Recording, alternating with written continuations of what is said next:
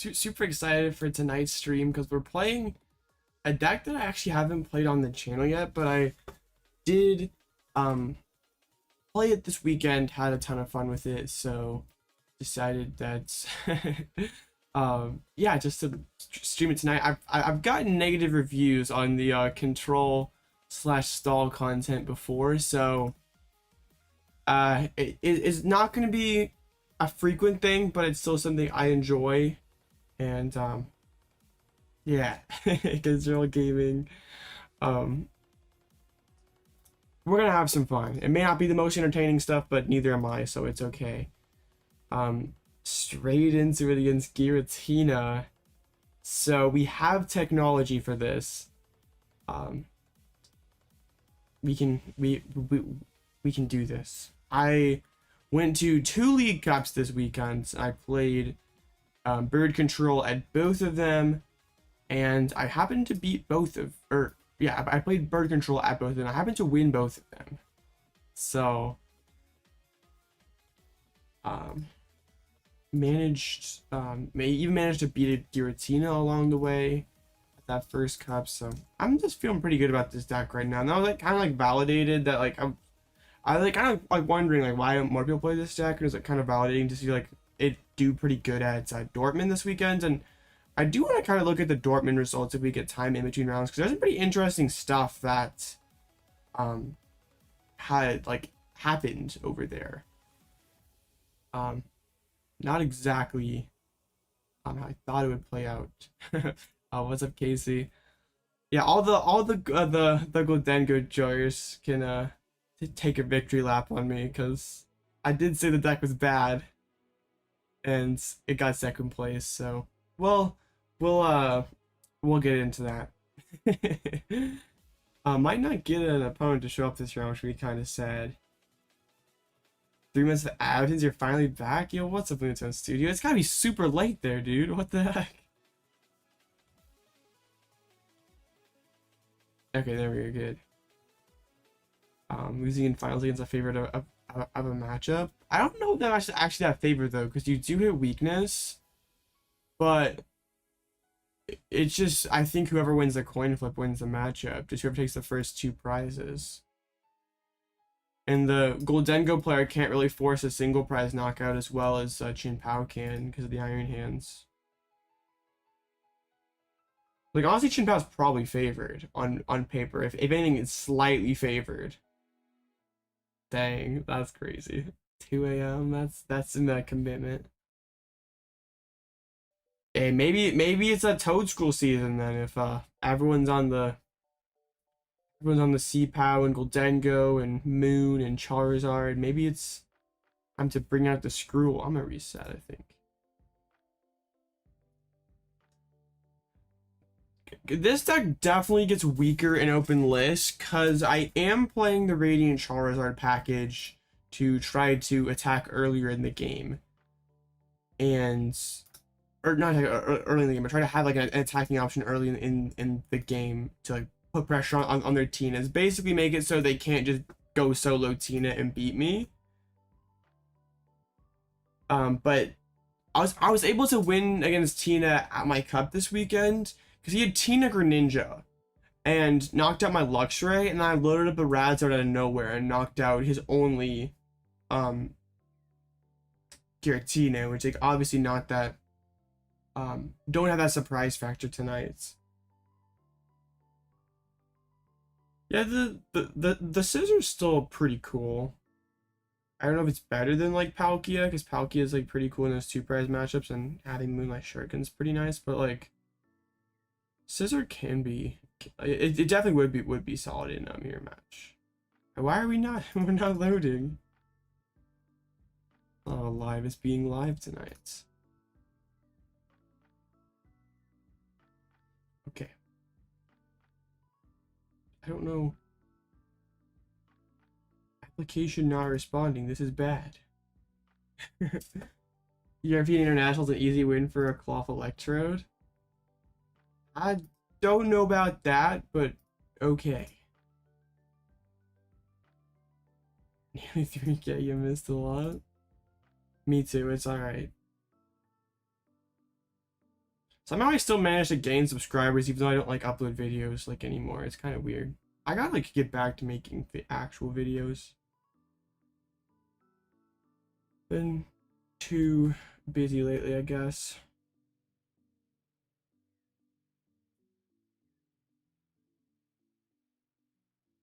Okay, let's get it. Against the Tina. Unfortunately, they're like kind of like late check-in stuff. Like now we're a few minutes were bled off the clock of not playing Pokemon. Still should have enough time to finish. Like this is a more aggressive build. Like that's why I chose it for my league cups this weekend, because I wanted to play Snorlax, but also I wasn't about to play like classic Lax in best of one because I felt like I would tie too much. So I wanted to play something more proactive, and it felt like a good meta call for my local meta. So I kind of just rolled up with this, and I mean it wins all right for me. All right, pretty good hands.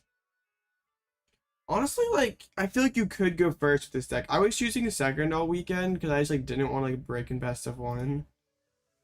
But I can see the thought process to going first. Because, if I have this hand, I'm going first. I just, like, drop Artazon, find another Pidgey, and pass, and it's, like, that's fine. Actually, going for a Comfy?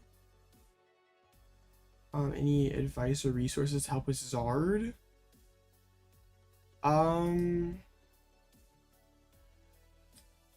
Like I know Azul's had those videos where he's like talked about like his art list. I'm sure he could give a lot better perspective on the deck than I could. But in terms of like free resources, they're actually spending switches and stuff. Honestly, let's see what this. They only got one flower select. The Lux is in deck. Is Forest Sealstone and Switch Cart in deck. Honestly, I just like want to is Radzard in there? It is not. We have a candy. Just going for like a Fang Snipe here. I have like the Arven to fall back on. They had just such a weak turn one that like there's like not really too much punish to this, I don't think. Yeah, it's a Pidgeot control deck. Pidgeot just helps us find all of our annoying cards at the right opportunity, basically.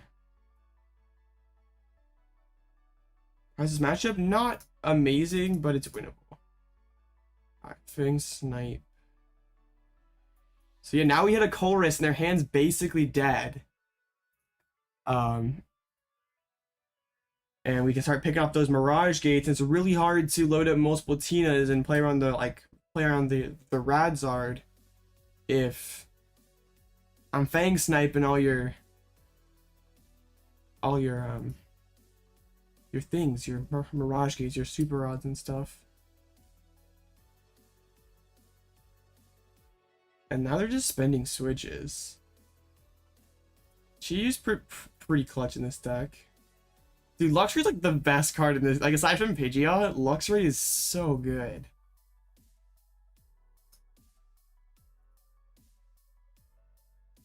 On the path, it's fine. I play 5 stadium bounces. We're not losing stadium more with this deck. Boss the Pidgey works with me.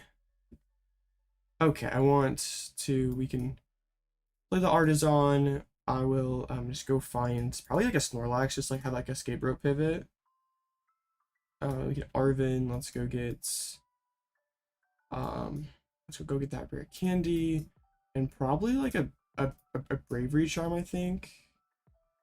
Could have maybe got like the Defiance Band, just like pitch. So I don't need anything this turn. I'm gonna quick search for a backup stadium card, just so we don't get caught without a stadium for next turn. So I don't really need anything right now. And so now we Fang Snipe. Hit one of those gates. Hit one of those.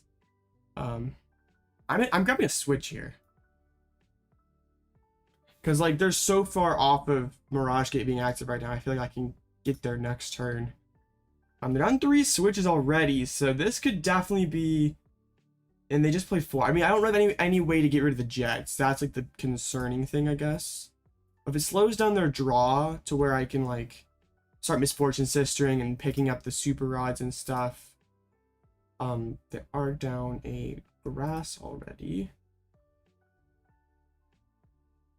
Yeah, they just passed. So I'm gonna quick search for the Misfortune Sisters, I think, and just like go after that. Yeah, start going after their switches or gates, super rods, all this stuff. I wouldn't normally mill battle pass. Actually, no, we're not milling battle pass. We won't. You know, I'm gonna relax probably. Okay, thanks, Snipe. Yeah, if it didn't make you want to draw a card, it'd be a lot better. 3 gates. All right, we'll get to work sniping the gates.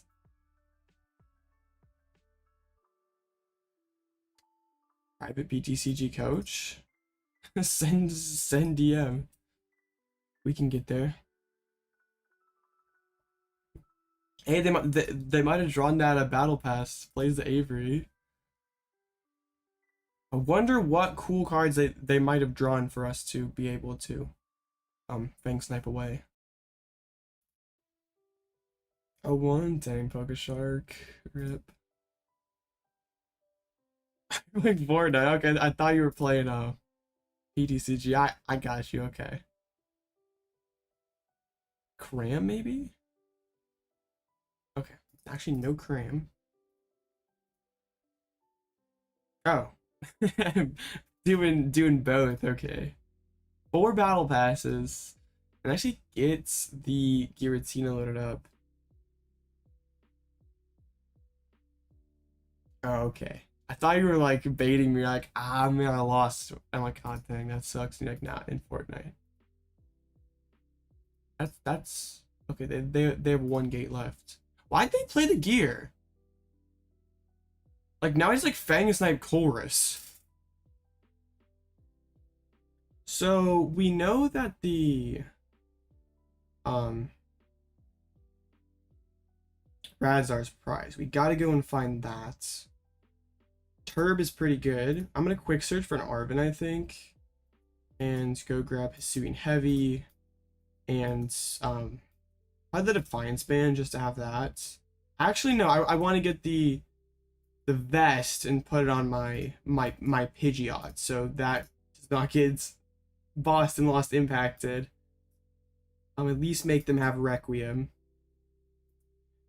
There's all the good cards. They're right there in the prizes. That looks like a Fang Snipe.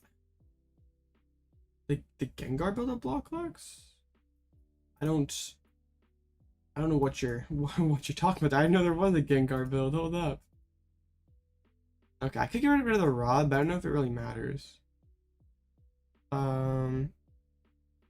They have 2 choruses, so like I get rid of a chorus, they still draw cards. So yeah, we don't mind too much. Just make it harder for them to build 2 Tinas. And honestly, they're playing themselves kind of into the deck outs.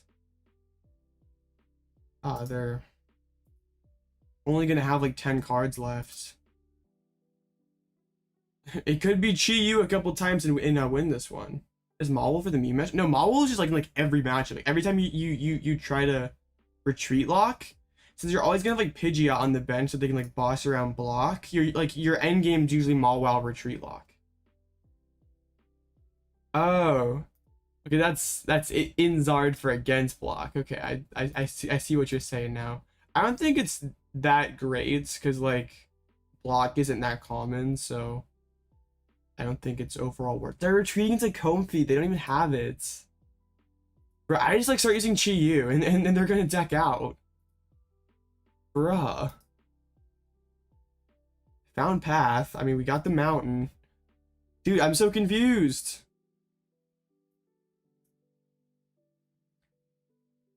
I'm actually gonna grab back for like next turn. We grab back.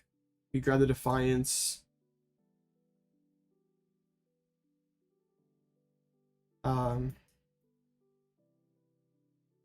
I'll just grab a fire so we have that available. Dude, this is so weird.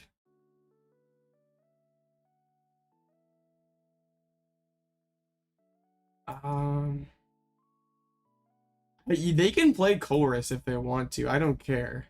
I'll just snipe the path. If they want to deck themselves out with a Chorus, that's cool with me. Yeah, it does counter block, but block is like 3% of the meta. And like entirely useless in every other matchup, so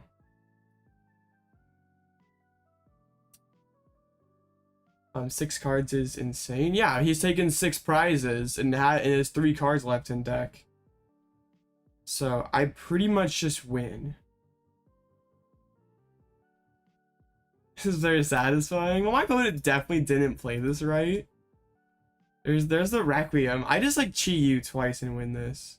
Okay, or we definitely go for it. Pal Pad back in the Sisters and try to win this turn. Not that it matters at all. But it just sounds goofy. I put all 4 Arvens. Alright, let's do it. Let's go find the Sisters. If we mill 1 item, we win this turn. If not, we win next turn.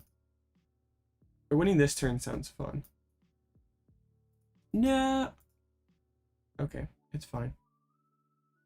Get rid of the back. Get rid of the Roxanne.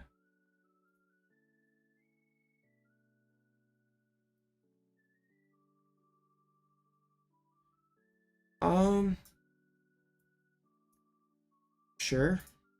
I mean, they might be able to like play around this kind of if they, I know, Sisters did lie to us. Is Toad Gruel's EX ability counter Star Requiem? It can. Yeah, so I'm playing Bird Control. They could Rod and like stay alive, I guess. Wait, what? Oh, they actually had a Switch Cart. Oops. I did not realize that. It's okay.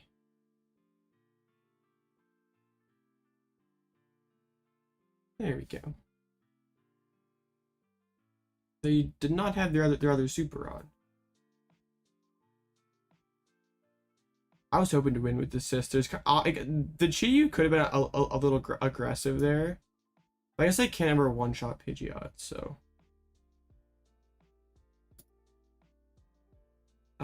We always would win in 2 turns. Yeah, it was fine. And the match is supposedly hard, but it's not really, I guess, that bad if the opponent left me Fang Snipe away all their good cards. Like, you can't really play this matchup. I mean, to be fair, my opponent didn't play that matchup like you play normal block either. But you can't play against this deck the exact same as you'd play against regular block. Okay, that was might have been a little too fast, but okay, it's fine. I'm like supposed to like barely win before time. Unfortunate. Okay, I got pinged on the Discord for something supposedly. I better not be getting trolled. The saltiest. Oh my goodness.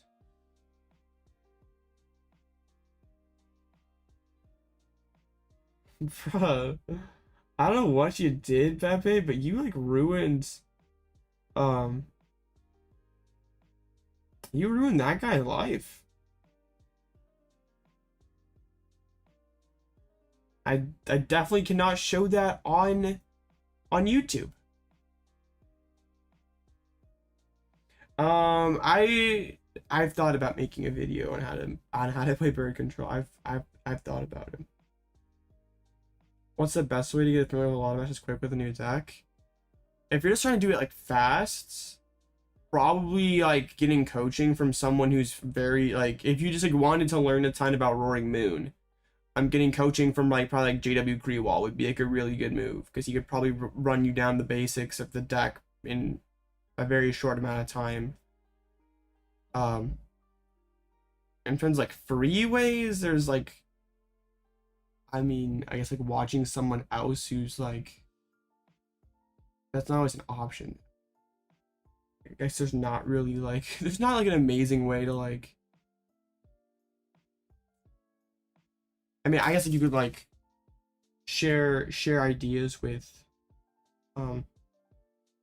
like friends and stuff, like bounce ideas, like what was like kind of cool at my like League Cup this weekend is like I faced a matchup in top 4 like Reggie's. Like I had no clue what I was supposed to do against that, but luckily like one of my friends was there, like kind of talked me through like this is what I should do, and got an easy 2-0.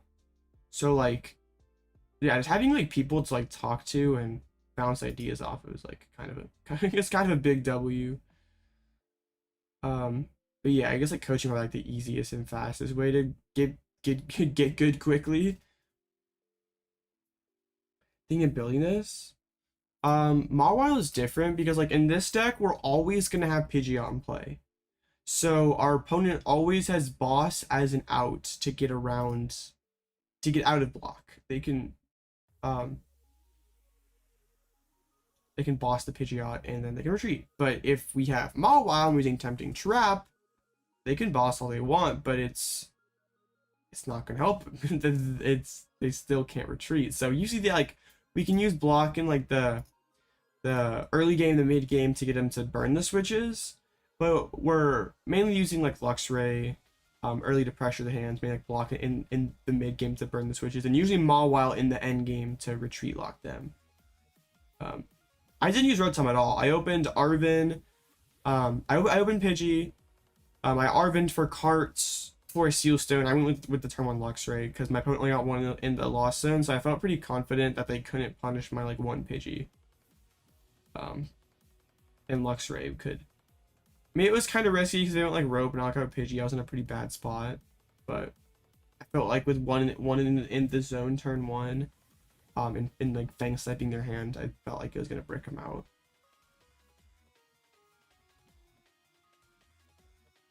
Yeah, so it's like this deck's definitely weird. If you've like played classic block, they're like not really the same thing. There's like a lot more you can do with this deck. It feels a lot better to play, honestly. Like I mean, says the guy who just, I mean, yeah, I did just win with it, but like also I just really enjoy decks like this where I feel like I feel like I can win every game. The only thing that like holds me back is me. Like assuming I'm playing right,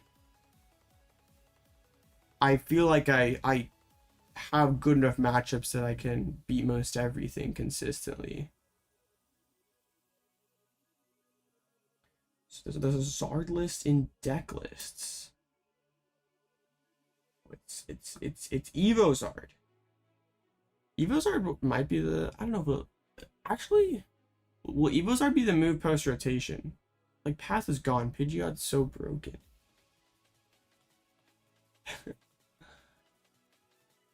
Yeah, that was like the main thing. Stream decided to die, but I think it's back now.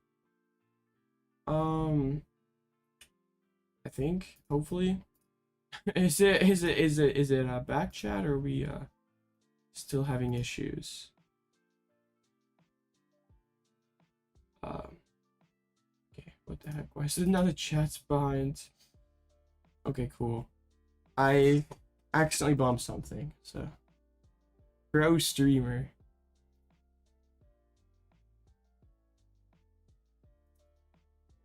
Yeah, I messed it up. I'm good at this. You know what I was saying now too. I was saying something. We're back. Wonderful. Okay. There we go. Yes. There we go. Okay. Cool. You didn't. Yeah, that's crazy, Pepe. That's absolutely wild. So yeah, I was thinking about I like this deck because it's just more aggressive, and also like everybody's playing Spiritomb right now. Like unless you're playing like Zard or Mew and maybe Gardevoir, you're playing Spiritomb. So like the regular block build just absolutely folds to Tomb.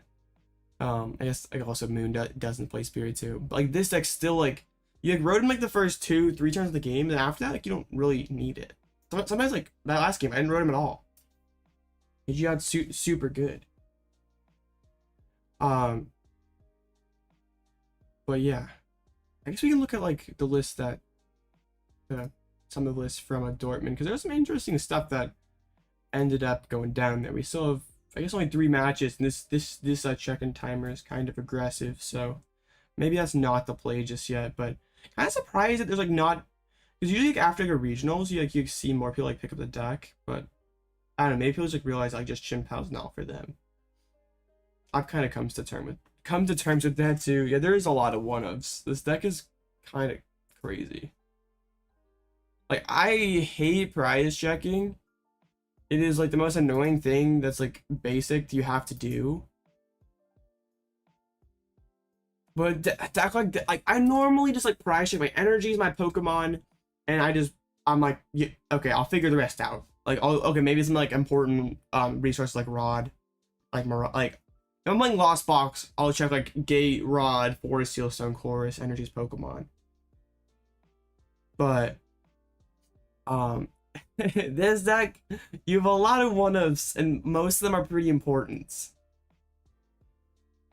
I always love it when I open Heavy Ball with this deck, because I can just like play Heavy Ball. It's like I know what my prizes are. I don't have to like go through the deck 20 times to figure it out. And also another thing is like in best of 1, like I was playing for my league, I don't have time to spend like 5 minutes prize checking. Because like a lot of the games can go to time still.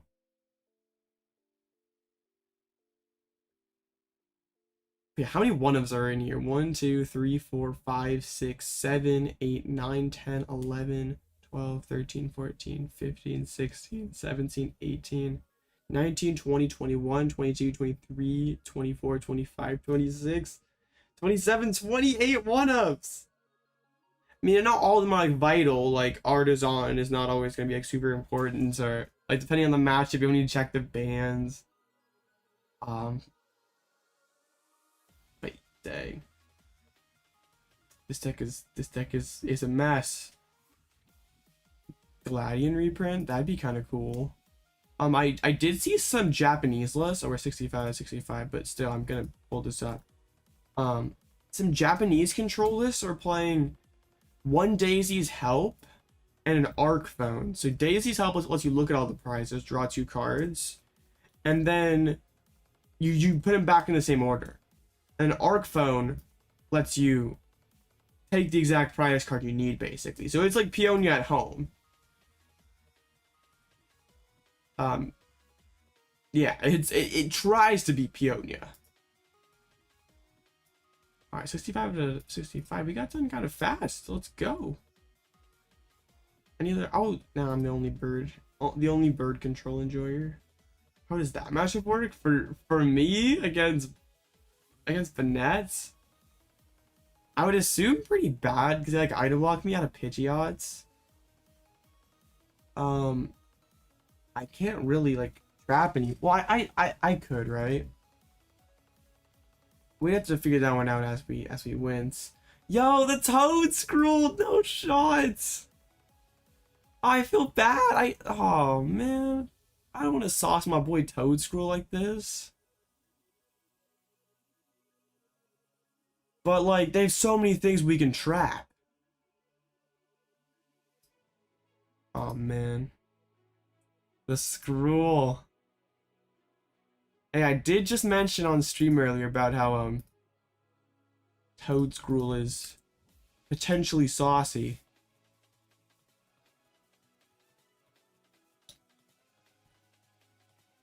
Okay, the Daisy's Help Arc Phone like 2-card combo is really a steep downgrade, but also like losing more games to variants kind of sucks. Like I don't want to play like 2 Team Yell cheers, so I have to like play around prizing it. Like I'd rather be able to like have that kind of combo to pull a card out of the prize, but it's still like great because if you like prize multiple things you want. I had a game this weekend where I prized double. It's finals. I prized double Pidgeot.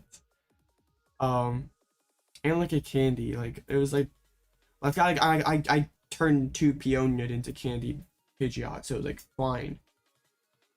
But yeah, that'd basically just be an L post rotation without Peonia, so like at least Daisy help tries. Don't know how great it is though. Why is my live is like anyone else have like issues like with just live freezing while it's loading in? Or just being slow to load in? Or maybe it's just my internet tonight's being kind of goofy.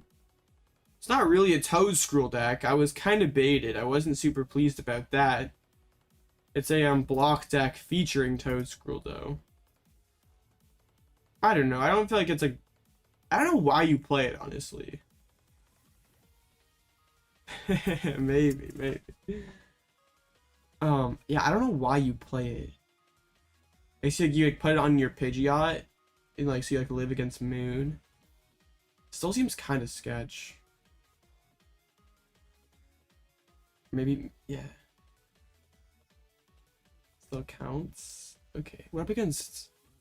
We just like set up against Skrull and we win. I'm not about to like go first and brick.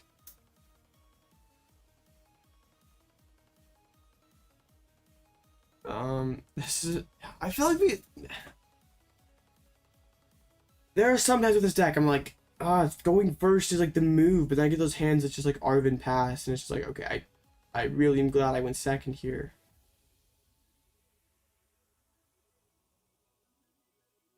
Like if I were getting like super okay, actually it gave me the Artazon. It seemed like 2 hard cards to use.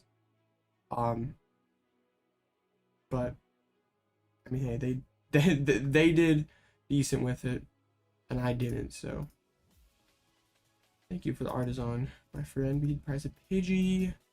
The Rotom's in there. We have the other Block Lax. The Sisters. Prize double Arven. Candies. DT and a fire? No, there's a fire. Okay, nothing too severe. There's a couple Arvens is sort of annoying. Alright, we're gonna take their stadium away. Get down the Rotom. Okay, Nest Ball for. Honestly, another block sounds fine for me. And we instant charge. Hey, there we go. There we go. Now we're cooking. Like that is. Yeah, Rotom's like turns out instant charge is a pretty good ability. There's the Skrull himself. Like the ability doesn't ever matter here, right? Like yeah, I don't have like any effects. Ponyrush does pop me for 120. They could. Oh, didn't want to take a slow and go for the Evo. I'm so disappointed. There's the Cherub.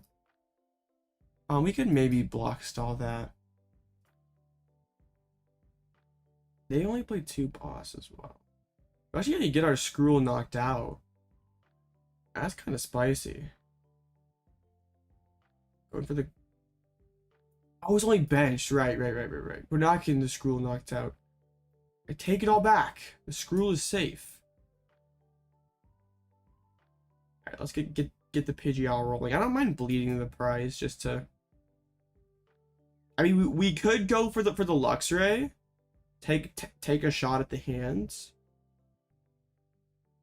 But I kind of want to bleed the prize first. That sounds. I want to activate my counter catcher. So what do we want here? I don't honestly need a whole bunch right now. I'm thinking about just like.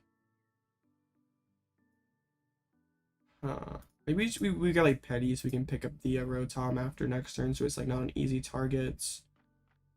They do play Iono, so we'll stick that there, and then we'll instant charge.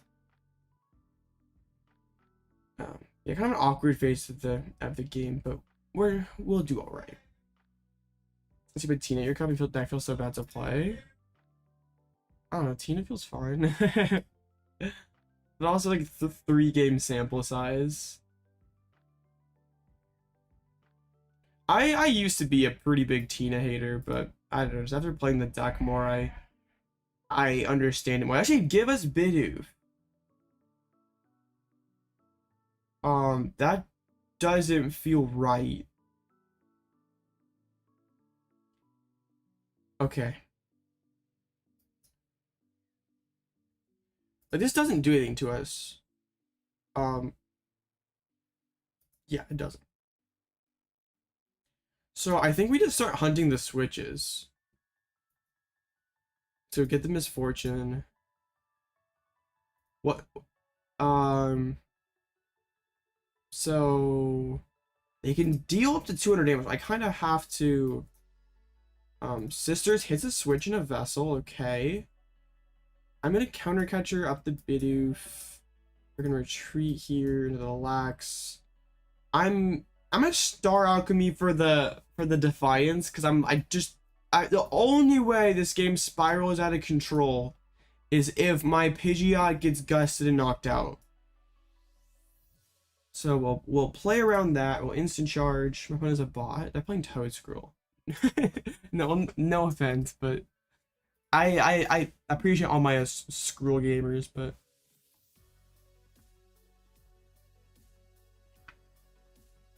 more of a Kyogre player. Alright, they have the boss. I'm gonna pull up the Rotom. Oh yeah, I just criticized Toad Scroll. That was, I'm sorry, chat. Not bad.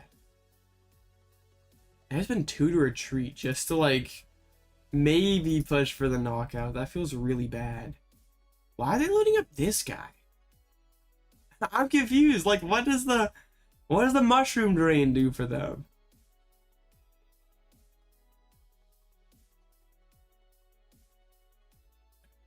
I guess if like, yeah, you're like used to playing Kyogre, playing Tina's a little bit different. I just like, wait, what? Yeah, my opponent does not understand how my deck works at all. They benched Manaphy. I don't know what they thought they saw that they needed. Yeah, they just don't get it.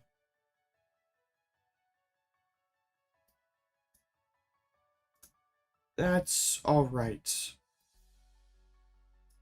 Yeah, we do this. We do this. And then one of these. I'm gonna just pocket the Klara for next turn, so we have that ready to go if they do find a switch.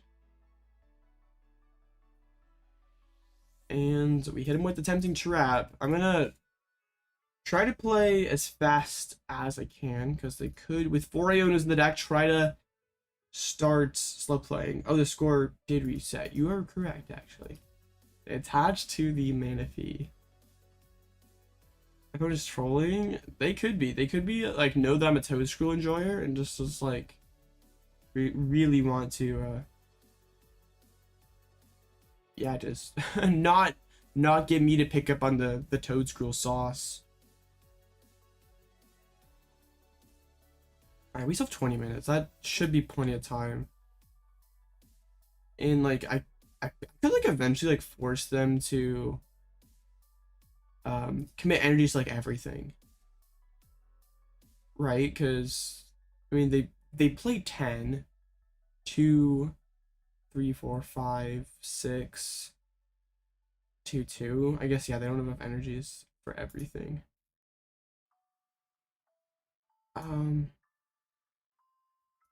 So we could just yell cheer like back in the sisters and start hunting for the switches to try to expedite this process. Sounds good to me. Okay, we will Tempting Trap. This is riveting gameplay. Why is it saying that it, like, what? It did that like animation like it got like blocked or nullified. Oh shoot, it did! Yo, that's nuts! I know, this is cruel. I forgot. Hold up, chat. Mawile don't work here. It's effective attacks, not abilities. But he threw and got up the Snorlax. Oh my goodness. What are we watching? Oh yeah, the Mawile kind of sucks. We just realized this. Mawile's not very good in this matchup. Alright, loading up the Cherim. But a Paz. Wait, 2, 4, 6, 8. I'm just gonna pull up the Toedscruel EX, force them to commit their last 2 grass energies.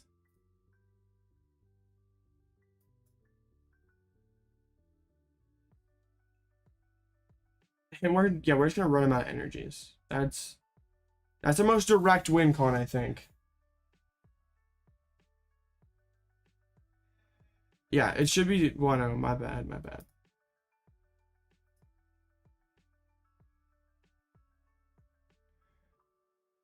Yeah, 2, 4. 2 energies left. The escape rope. Uh-oh. Here, have a Mawile. This card is now surprisingly useless. I was not expecting that. I mean, they only have 1 switch up. I think I just drag up the Manaphy twice, honestly. I probably should have played the Sisters last turn.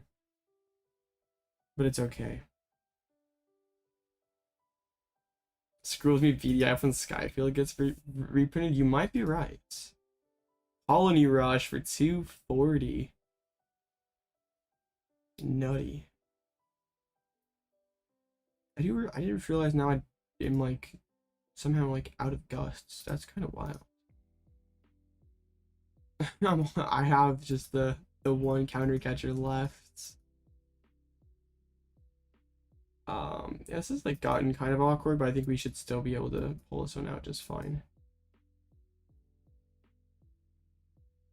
We pull up the Manaphy. I definitely should not have used that boss last turn. I'm kind of trolling. And we pass. Right, they're hitting more than enough. I guess we like don't want to redraw these charms ever. Here, have a Defiance Band. We could like start. It'd be funny if we like start like taking knockouts. Okay, there's that last switch. We just like gotta find the thing twice.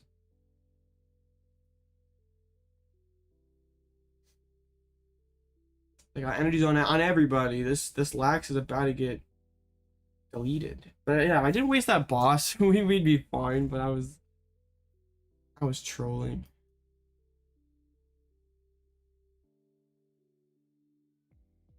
Okay. There's my Pal Pad. We Pal Pad back a Yochir and boss. And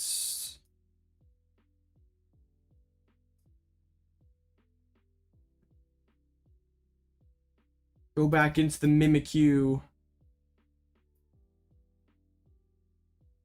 Yeah, use pennies so you can't knock out my my Snorlax. And now we pass. What are you gonna do? You're on both your boss. Oh, you have to retreat the scroll? And all your remaining energies? Yeah, we could just like kind of just try to troll this Toedscruel for the rest of the game. Do we like go for like the direct win chat, or do we try to troll it? I think we just go for the win. Roche brought the empties out. He didn't see this one coming. I guess that's why he was like trying to do that.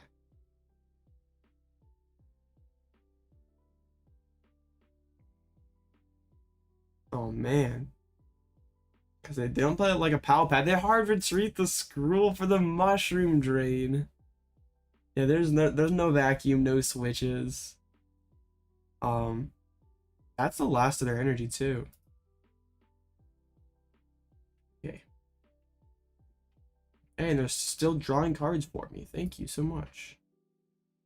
I can't believe we like almost got like trolled by the anti-Mawile technology. This only thanks for attacks. Okay, I was just making sure that I'm not throwing once again. Boss up the Manaphy, and there's nothing they can do about it.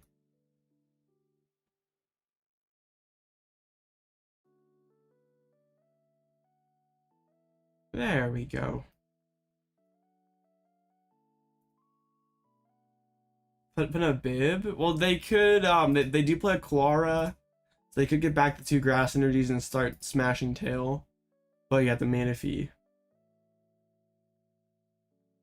Do you face someone else? Bro, are you like baiting Pepe? You're like, why are you facing so many people, like, people who are not in a good mood?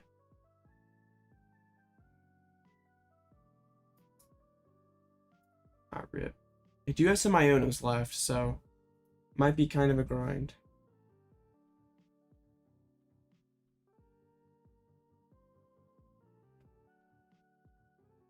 Alright, I'll check after. Did you? Okay, Scotty wasn't as bad. Well, I don't know how you could be too much worse than that last guy. Honestly. Is this the sauce? I think so. Oh yeah, we prized the other fire. So let's Klara for it this turn. I think so. Oh! Yeah! Bodied! I was thinning, chat. Bro, the slime mold colony. It's the scroll. I just read that. Like, I was like, oh, this doesn't bother me at all. Cards in your discard pile can be put into their hands with effects of trainer carded. That definitely worked how it was supposed to. I was just not ready for it. It's okay. Now we go Peonia and try to find the fire. It's fine. Or we probably just like draw past. No, I still want to like find the fire so we can win a turn quicker or 2 turns quicker.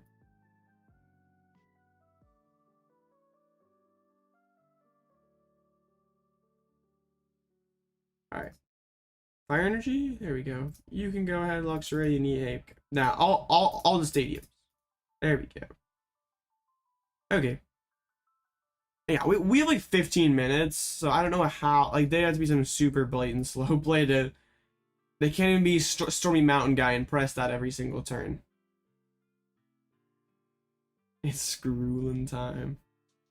It kind of is, actually. Touch the grass there. Now I could, wait. Now they can't ever retreat this guy, right? 2, 4, 6. Yeah.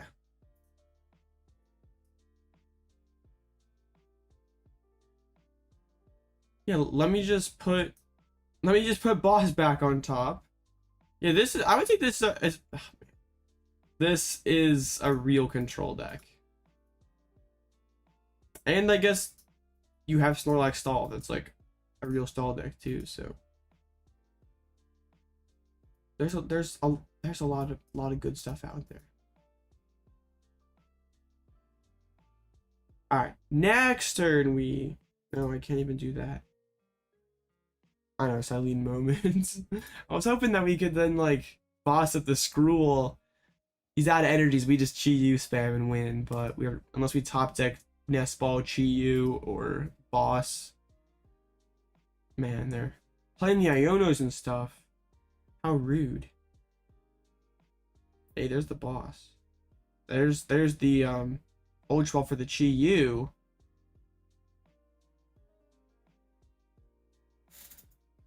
Unfortunate. Thick fire, come on. Echoing Horn, rip. We could go for the Roxanne shot. Alright, just so they don't Iona me out of it again, I'm putting it on the board. I'll even boss the its own scroll. You're out of energies. It doesn't matter. The air couldn't the Manaphy? No, they just benched it. They made my life a lot easier. No, there's nothing as far as I know of PTCGL championship points events. That'd be really cool. Alright, they conceded. That would be really neat as yeah.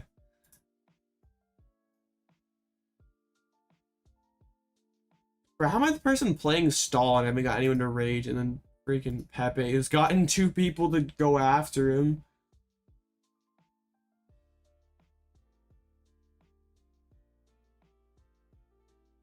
Oh my goodness. People are interesting.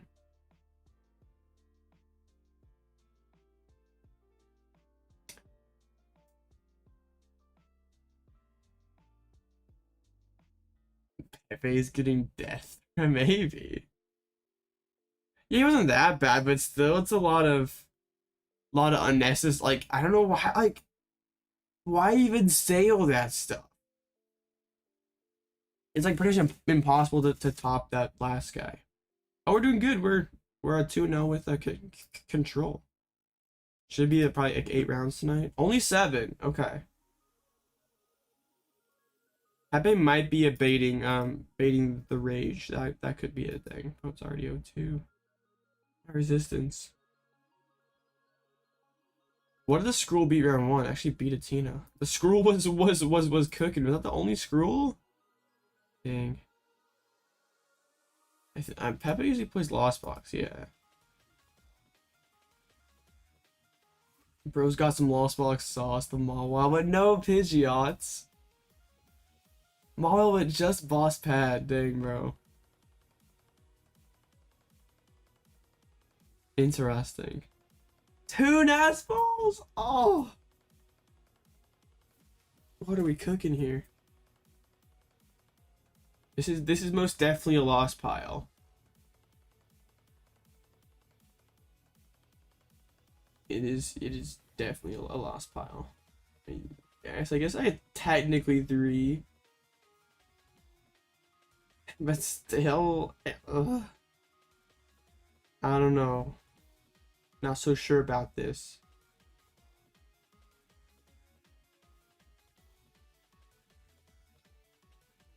Not sure that that's it, but hey, bro's 2-0's got 2 people to rage, so yeah, and I'm 2-0 and we got no one to rage. That's like kind of disappointing.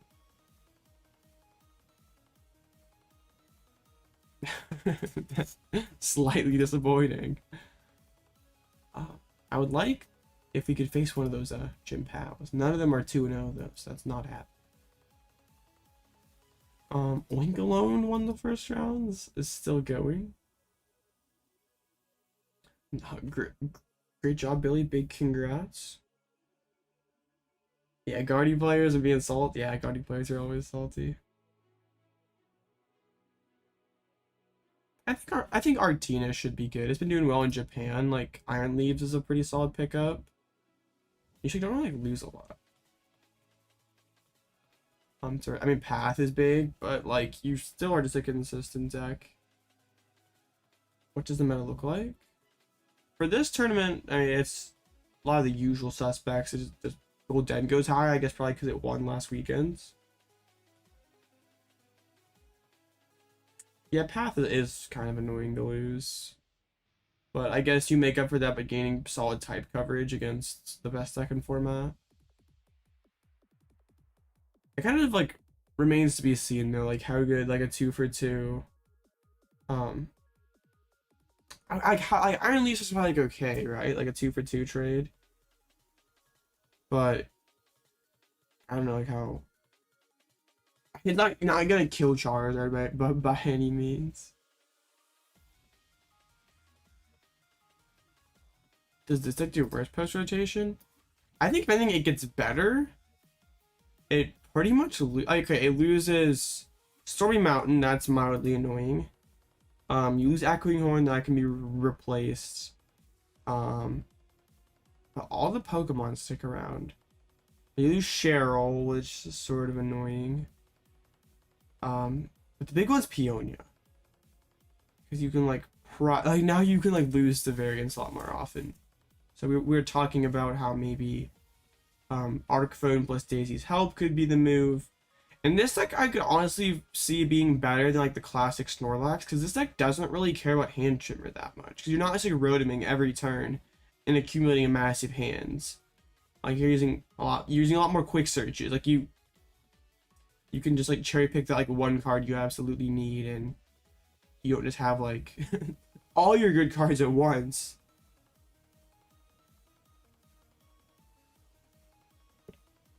And also you like can't really like you can attack against like you can play a Minior, you can you can play Minior, you can play even like that Gengar to deal with classic Snorlax, but you can't really do it against this because like Pidgeot can like actively like take knockouts and stuff, make it like difficult for them to like against like a Minior, you just go like Mawile trap it and that's it, and then you can go like Defiance Band KO with Gengar.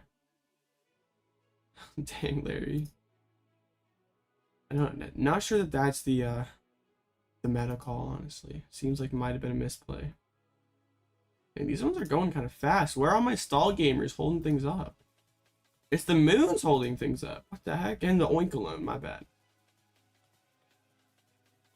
I don't think so. Luxray is so good in this deck. Yeah, Luxray is just too... I think Eri will probably make the lists. But then again, I don't know if it will or not. Because, like... Yeah, like, playing it as your supportive return kind of sucks. Because, like, ideally you're like Luxray early. And you need, like, those, like, valuable, like, setup turns as well. So, you might still play it. I'm not sure. In Classic Block, you definitely do. You probably still do in this. But I think you also keep Luxray. That card is way too good. Against decks just like want like Lost Box or Gardevoir or even like Charizard, they'd rather just like sit there and accumulate their hands. Like actually like forces them to like hurry things up. Like otherwise they're trying to lose all their good cards. Like Control's like a borderline top 5 deck right now. Like probably just like outside that, and I think like it doesn't really lose a ton, so it probably is, honestly. Cause like I guess some of the best stuff post rotation like Zard, Goldengo, Pal, all don't really like facing stall. And also you gain the new cape, Ace Spec, which like imagine having a 310 HP Luxray, like can't even get lost impacted. You can put on Pidgeot, make it basically unkillable. Or you can just have a super big Snorlax or super big Mawile that just gives up 1 prize. Yeah, and you can recycle it with Cyllene, so that seems like it'd be super good card in this deck. Like, I don't think you play Prime Catcher in this one. You already have the counter catchers and boss that achieve the same thing. But yeah, a tool card that gives you plus 100 HP sounds kind of nuts. And I don't know if this deck like post rotation plays the fire stuff. It is nice like have cards in your deck that like make it so your opponent can't just like load up one Pokemon. But I mean, still like this deck's pretty adaptable to what the current meta is, so like the fire stuff might not be like for sure sticking in next formats. Is he got a good matchup for stall?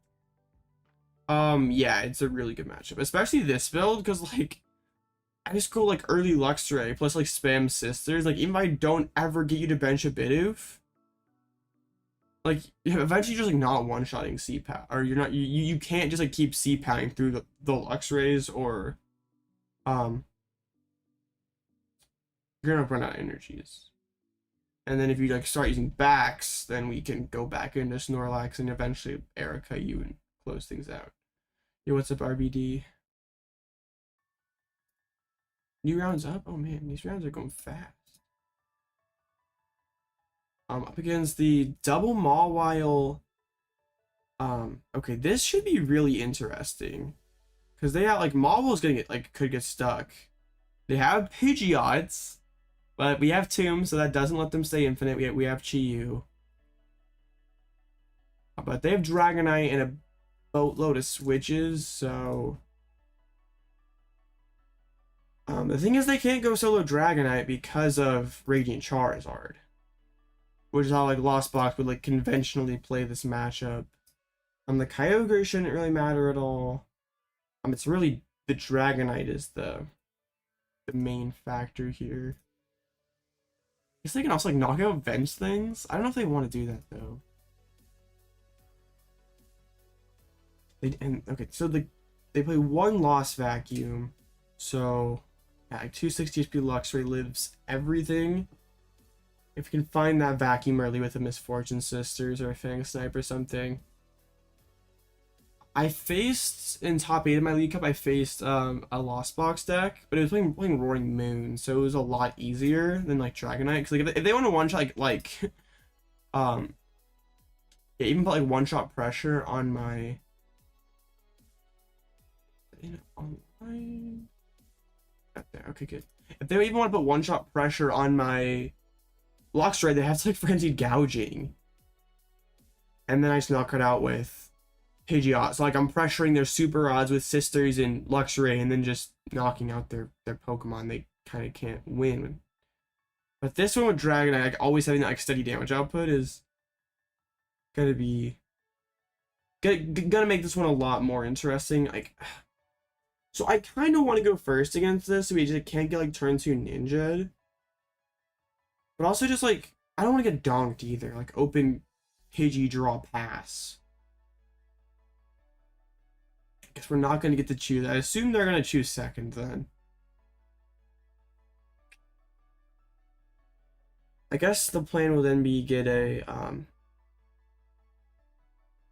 okay. They actually make me go first. Yeah, that's probably what they want, yeah. So yeah, this is great. This is a weird deck. So we top deck the Pidgey. That's really good. You kind of have to like just like get reps in with the deck, and then you just like sort of get a feel for when to use certain things. Is there a Devo in here? Okay, good. That's something that can be really annoying. Yeah, but like hands like this like make me want to like be like, you know, do I want to go first with this deck? Because like now I get like there's basically 0 chance they get turn 1 Shuriken. Reps to doing nothing. Yeah, it's like difficult to script out like a specific like game flow of like what to do with this deck, because like it all kind of depends on what your hand is and how your opponent is drawing and like how they decide to play, because there's not like one firm line that they're always going for, and there's not one firm line that you have to go for. You have a ton of options in your deck to combat what your opponent can do, so it's quite a unique deck. Honestly, if they just go one Comfey and they're like, you know what, I'm not going to do anything to you, I'll just go Blustery Wind carry your Comfey. If they want to play this game. Reps to doing nothing? Yeah, pretty much, Jack. Pretty much. Double Vip headed to the Lost Zone. Let's see, they play 4 cart, 2 rope, and a switch. So yeah, there's a ton of those switch cards. It's probably, oh, they actually spend the vacuum really early. Probably one of the Gamillas. I don't know which one.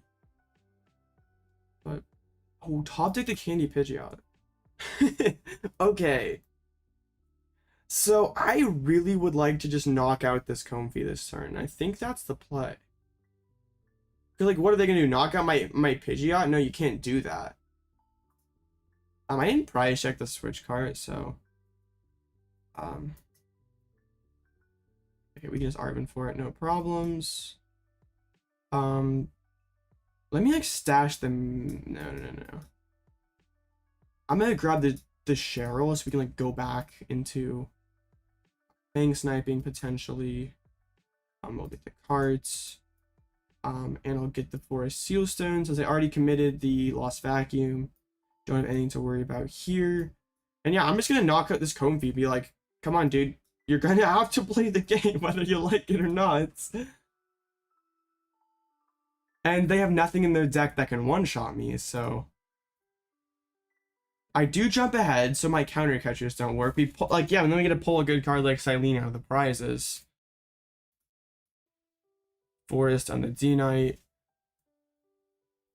I would like to get second Pidgey up and running. Let me try the candy.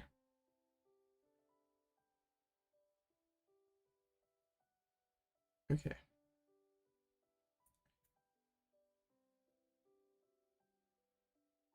There's a Sableye. Is that just the one of Sableye already gone?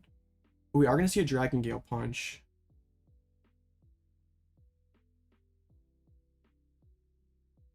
Alright.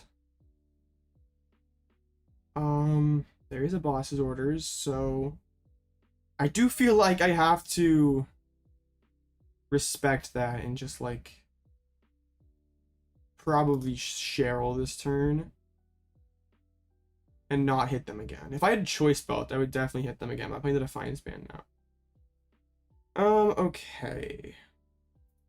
Let's press Quick Search. What are we looking for? To be honest, I just like want to sort of build towards the Radzard play. They don't have any sort of disruption that they can pull on me. So let's just go ahead. Let's get Pidgey down for this turn, and it gets the second. Yeah, 'cause the Sableye's gone. That thing, whatever.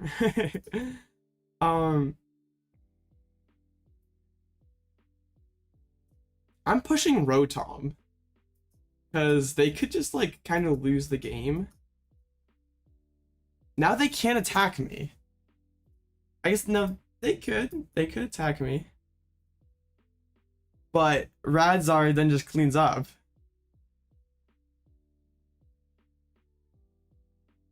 If this is a Kyogre, they could go boss and punch Pidgeot again. That would be kind of annoying.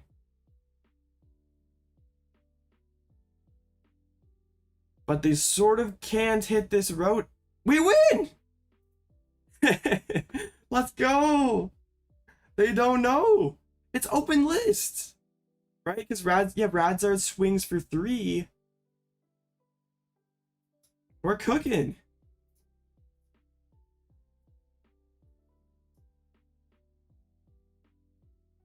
Let me just make sure, right? Yeah. Quick search for the Magma Basin.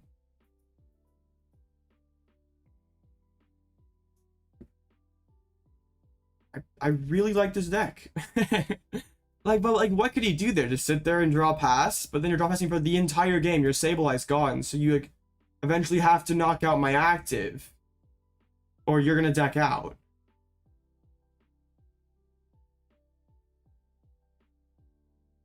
This deck is insane. Like, I mean, that was the exact wrong thing for my opponent to do, but also, what else do? You just draw pass? I mean, like, I guess you might go like back into Cram, right? Ah, this deck is awesome.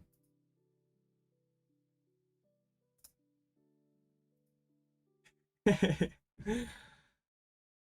was table 1. Okay, we're getting quick dubs with Stall. You'll love to see it. I did, Moonkitty. That's pretty dope. I have some paid actor money. Boss, come on. We're not supposed to bring up paid actor. You brought up the P word again.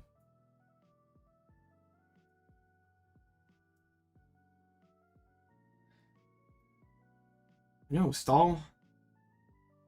Because, yeah, usually, like, that, like, conventional logic against a regular old Stall deck, like, if they're facing this, what does this person do about solo Dragonites?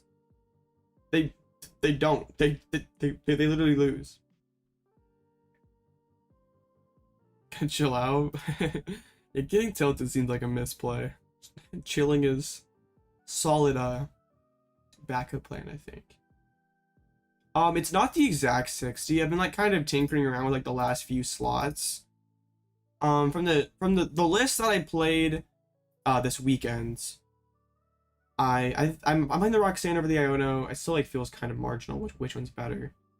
I'm playing the Defiance over the Belt. Still feels kind of flip-floppy which one of those is better. And I cut third fire for Artazon, which feels pretty good.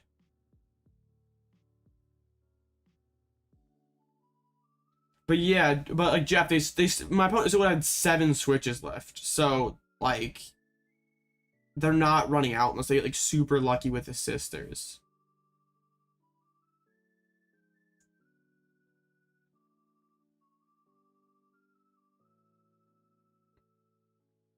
I mean, it could happen, I guess, but it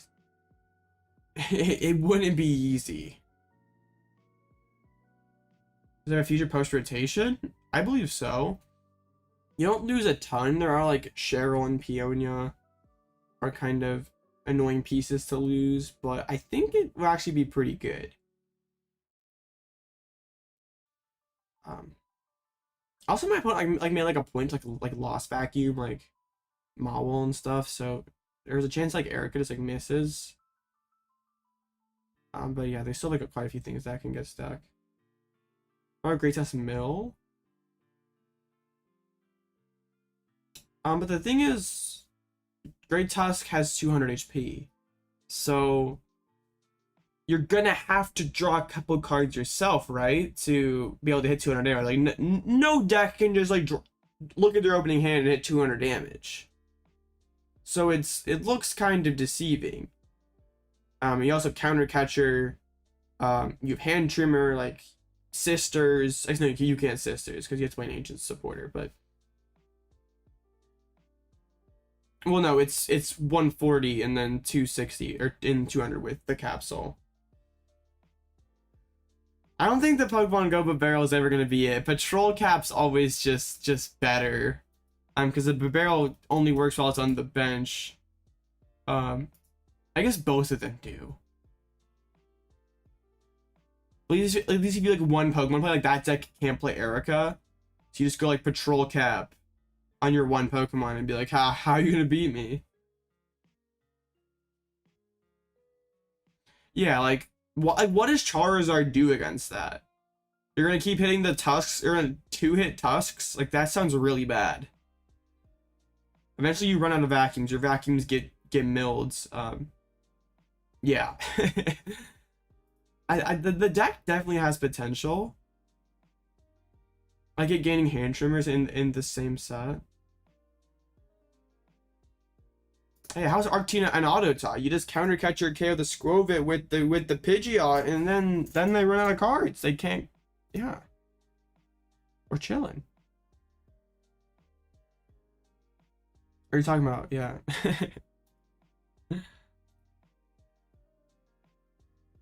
Talking about the regular Snorlax build. I'm not sure Tusk is going to be top tier, but I think it should at least still be decent. Do I price check? I'm very lazy about price checking. Not every one of the ones that are important. You should. I mean, there's stuff that's important in every game, like the Cyllene, the Yell Cheer, like Forest Sealstone, Switch Cart. Your Pokemon, those are always important. Energies are always important. But like some of the stuff, like if I'm not facing a deck where I'm going to use Radzard, I would have to prize check. But also just like prize checking, like, okay, I prize like Arven's, because like then Peonia like, kind of becomes a draw supporter. But yeah, you definitely have to be more diligent prize checking with this deck than most other decks in format. It's crazy that we're talking about Arctina in 2024. I did not think we would be at this point ever, but here we are. I guess since we have some time, I want to look at like Dortmund, because like an interesting development in Dortmund, I can't talk, was if you go in all Snorlax, different Snorlax builds, none of the classic Snorlax builds made Day 2. And I think it makes a lot of sense. Because right now, Spiritomb all-time high. And you go first and Tomb a Snorlax, and even if it's like a quote-unquote bad matchup, they can still just kind of not draw cards and just not beat you. So yeah, I think that's, and then also like Pidgeot has a game plan against Tina, like a concrete game plan against Tina, against the Lost Piles. It's just, yeah, it's better against the aggressive decks and doesn't fold the Tomb. So I feel like that's probably why it's, and like Miraidon was always kind of like a really awkward matchup for this deck, and Miraidon's kind of not here. Except in an Arc Vulpix Flying Pika. I think Flying Pika is pretty weak right now. Doesn't really block anything. But Vulpix isn't awful. But yeah, the lists are all kind of different. Like, this one is not playing the fire stuff, but it's playing a Bouffalante, which is another interesting like way you can go about the Tina matchup. You can't be quite as aggressive, but you can just start like lost tuning their energies with like a charmed Bouffalante. So like that can't shred and knock you out. Basically Bouffalante always eats up 3 energies, and you can get it back. So kind of an interesting idea there. Also, I mean, can be maybe cool against like Gardevoir because they spread their energies out. Like that could be a win con against them. It's tough to tell what bad matches block would have. I would assume like Moon would probably be not great. Maybe like the Baby Ancient box with the like Roaring Moon, like Baby Roaring Moon, like Flutter Mane couldn't get stuck. No, well, that's why you're playing Mawile to trap Flutter Mane. Camping Gear solos Rotom. Camping Gear's correct. So like we had this take like more like a classic, like more similar to like a regular block build, but we're like playing a little bit like the Luxray stuff, which I really do like. But no fire stuff. Then we go down to Alessandro Cremascoli's list, and he's been basically the Snorlax PGO guy. Like, bro's been playing it all formats. So like, I look at this list and I'm kind of thrown off a little bit because it's missing a lot of cards I really like in my deck. There's no Yaochier. There's not 3 pads to replace it. There isn't like Magma Basin or Raihan to attack with the Radzard more aggressively. There's no Ultra Balls in here, so you can't even like Arven for Pidgeot turn 2. I mean, it's Pokegears, so you're more consistent in that respect. But there's no Echoing Horn, which is probably okay in closed lists, because like against a good player, they're not gonna dump like a Jirachi against you, because like they're gonna assume you're playing Echoing Horn. They'd rather like send it to the Lost Zone or something. But that's sort of an interesting thing to not have. Yeah. And like Ion over Roxanne's one, I'm still kind of debating on myself. But I just kind of interested. There's like, yeah, there's the no Yaochier, no Basin, anything like that. Yeah, exactly, Jeff. I don't think it's worth it. Is there top 8? No, there's not. So there's that one. And then we go down to the one that got 33rd, and it's a lot like, this was the first one that got leaked. And I was like, oh, this one looks very similar to mine. Like I cooked mine like sort of based on like a list from like Portland. So like pretty cool to see someone have one like pretty close to what I was rocking. I don't like Toro over Cheryl. Because like the thing is, like one thing people will do to you, like against a Charizard, they'll hit your Pidgeot for 180, like boss around it, retreat, hit Pidgeot for 180, and then do that again. And if you try to Toro and heal it, you can't reestablish Pidgeot at all. Where Cheryl keeps it in play. Drapiot's actually really interesting. Because just the Tomb is probably coping to Mew. Tomb without Yakumo. But double Drapion could maybe work, right? This person did, I think, lose the only Mew they faced, so Drapion's probably cope too. But I also think like Tomb could be cool against Roaring Moon. So you can be like play like an aggro deck against Roaring Moon and shut off their Moltres and stuff and just price trade with them with Radzard.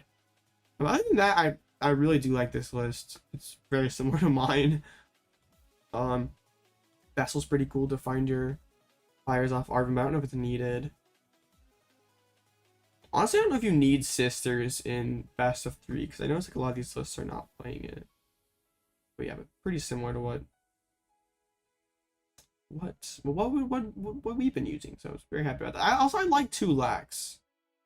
And as I know you're not like a Snorlax deck, you're more of a like control like toolbox option deck. But like just opening Lax is like never like that bad. And it's just like a solid mid game thing. It's not like always something. It's not your primary objective, but it's like something solid. Yeah, playing like 1 Lax, like all these 1 Pokemon, and no heavy ball in here is really sketchy. I don't really like that. And like, okay, you have the 2 Rotoms like overcome that, but I guess like the argument is you're going first, you're not finding heavy ball turn 1. Dang, nice. I'm not saying that like my list is like optimal, but I'd be real like if I could like somehow get like Cremascoli on the channel, who's been like he knows his deck much better than I do. And I just like could like maybe that's like bruh that'd be cool to like sort of pick his brain about some of the counts, the strategy, because like that feels really good. I'm sure I'm not like I'm not playing it 100% efficiency. So just like another opinion of someone else who's smarter would be really cool. But yeah, there's some interesting differences, and there was this person was also a little different. They played like the Yakumo, like the 1 sisters, like no Cheryl. That card was clutch for me this weekend. Get big brains on the channel. 4 Erica 3 lure modules. Okay, I think bro overcooked. Let me make sure we're not missing around. Yeah, this is like they're all pretty similar. It definitely seems like the fire build is the way to go. I looked on the Pokestats this afternoon. I did see that Cremascoli beat both Tinas he faced. Which, like, if they know you're playing the Radzard, like, what do they do? Luxray already spreads their resources thin on 1 Tina, but you have to respect the Radzard and build up to maybe 2-3 Tinas. So then that kind of messes with them, like, well, like, how do I really, like, and this is a matchup that you're not testing, right? So you have to, like, adapt after you just got bought by a Radzard game 1. And also do it in a fast enough time that you could win a game 2. Like, really, so what's the game plan against Tina? Early Fang Snipe, just like, they're gonna sit there in Abyss Seeking, so you're gonna just take all the good cards out of their hands. Make sure you get the, Barrow's not playing the Defiance Vest, which I like to stick on the Pidgeot in that matchup, the Force Requiem. But yeah, just Fang Snipe away, they knock you out, then you start Radzarding, because the Luxray plus like sisters will have put a lot of pressure on their resources, and then they're gonna have to keep finding even more energies to build more Tinas after the Radzard takes the knockout. That's why I'm so interested about this list. Like, he was able to beat 2 Tinas. He doesn't have like an early Radzard potential. Yeah, I'm like, I don't know if you need the sisters in like when you have like unlimited time, right? But not unlimited time, but you can win you can win like you are okay with longer games in a best of 350. But I still like having it in the, like, if you like Luxray plus sisters, like what do they really do? Yeah, I think just playing Defiance is fine, because then like you can make like Pidgeot like a 2-hit attacker as well into like against like EXs and stuff. Does Sydney rotate? Yes, it does. Yeah, like some of the lists were playing Defiance and Bell. I think you just need one, because like Luxray have already put a ton of pressure on their hands, like gotten rid of gates, gotten rid of rods. So if they're gonna V-Star 2 Tinas and start sending stuff to the Lost Zone, then that's like kind of a dub, right?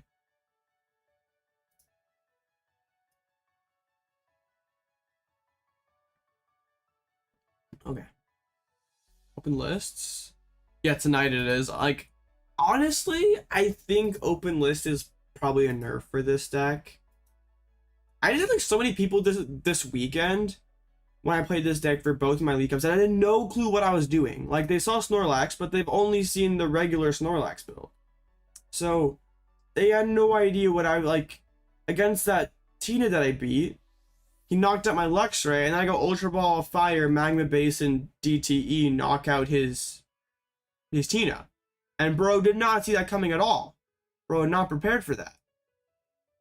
That's why this deck is like, since it's not a fully known quantity, it's so devastating in best of one. Like in top 4, my opponent saw I was playing basic energies and told me that he saw I was playing basic energies and did not think I would have space for Erica. So I was not playing around that.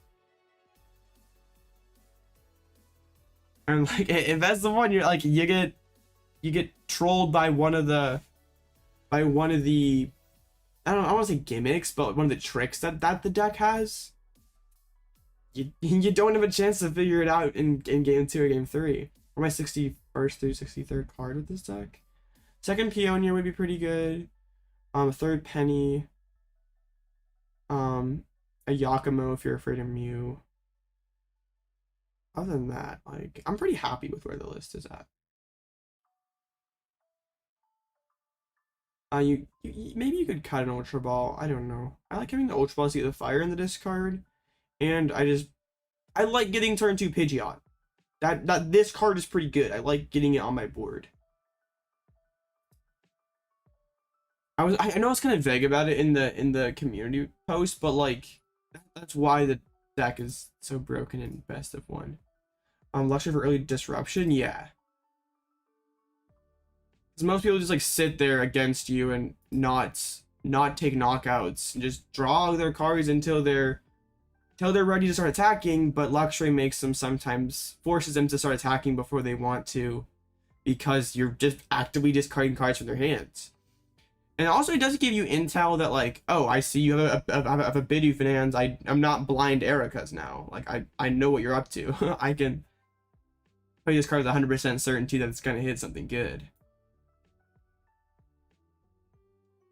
And it's just like 260 HP, like it's hard for most decks to reach that without like overextending resources sometimes. Hey, I don't think I ever said okay, we're up against Lost Box again. I don't think I ever said Pidgeot was gonna be trash. I definitely underrated the card. But I don't think I ever said it was gonna be trash. When I misplay, we take those. Another LCB. This one's playing Moon though, and not the other thing. Dragonite. So it's already better. No vacuums is awesome. Alright, we're cooking. I definitely was very dumb and underestimated Pidgeot. I'll hold that L. I didn't say it was trash, but also to be fair, it was overblown out the gate. Like people were saying I was gonna be like every deck was gonna play it, and that was just straight up not true. But also saying that like it wasn't gonna find a way to. Yeah, I know. I'm just trying to defend my bad take of saying Pidgeot was mid when like computer search every turn is like obviously not bad. Did I see the PAL finals? No, I was at my League Cup, so I missed all that. I heard it was good though. I never went back and watched it though. I was kind of like doing stuff yesterday, so yeah, didn't unfortunately get around to do it, but I heard it was good.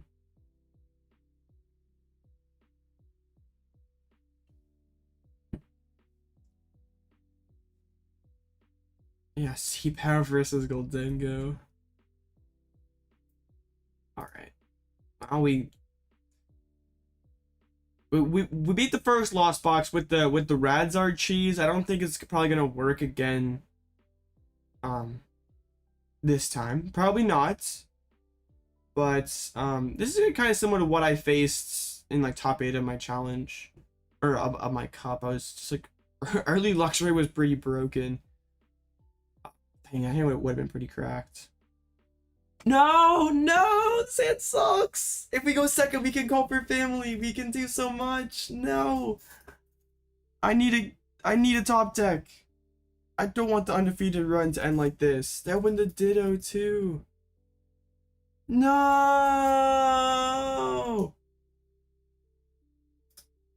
Don't do me like this. No turn 1 spit. You do not have it like that, bro. No. Stop. Oh no, they lost it in chorus. Bro, we go second and we're fine. This is what I was saying. Going first is sketchy. I don't want hands like this. Like, we play Arven. That gets us Rotom for a Sealstone. Everything is okay. But, everything is not okay. They are an energy card away from knocking me out. I'd be shocked if they don't have it. Dude, this matchup, oh man, that was be so interesting. If I open anything else as well, like I open like Lax or Rotom or Luxray, at least can soak a hit, but Pidgey draw attach pass. I have like a lot. I have three Nest, two Ultra, 3 Stormy, and an Artazon. Okay. Oh, he wants to play again. We'll do it for the content. Not. Dang, I'm so sad. Oops, that was the wrong thing. I felt good about this one. I was Cramorata.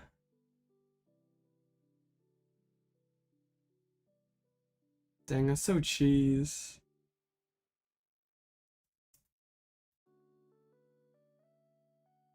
Because I think this matchup's pretty good for us.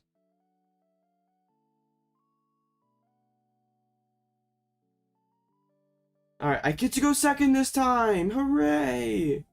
I don't just get donked. See, why couldn't I have drawn a hand like this? I'm chilling with this hands. Already opened the ogre too. Man, this feels so bad. Why couldn't it have been like this? I would have even gone first. I wouldn't have been picky.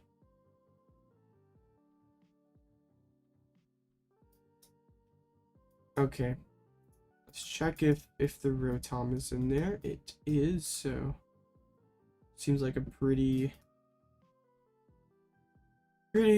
simple Arven. The Luxray is prized. We have a DT in hand, right? Yeah. Hey, we could go turn on Luxray, but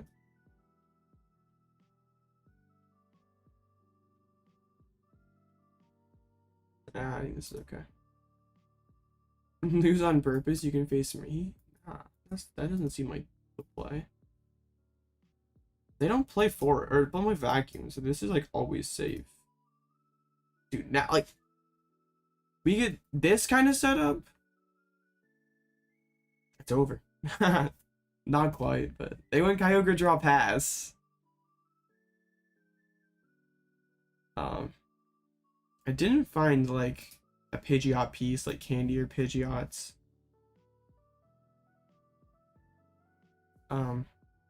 There actually goes a Rod and a Recycler. Dang. So their hand's loaded. I really want to get back into the Luxray as soon as possible, but I can't just totally sacrifice my setup over it. So yeah, we're just gonna instant charge. Dang, still can't find an Arven, a Candy, an Ultra Ball. It's okay. I probably could have and maybe should have charmed the Pidgey, so we can't get Shuriken this turn. Not likely that it happens, but I'm still sketched that it could. They got a pretty big hands. It definitely could happen. Alright. Dang, man. Can't... Bro can't get anything here. Where are my... Where are my good cards? Dang it. Bro, I gotta evolve this thing before they get to Sableye. I kind of just lose to that. So like Candy top deck, Ultra Ball top deck, Arven top deck, Pidgeot top deck. We have a lot of solid top decks. If like I can't like really go back into Luxray because I just want to keep instant charging. But we might go Penny Lux. I don't know. I just want to find the good cards.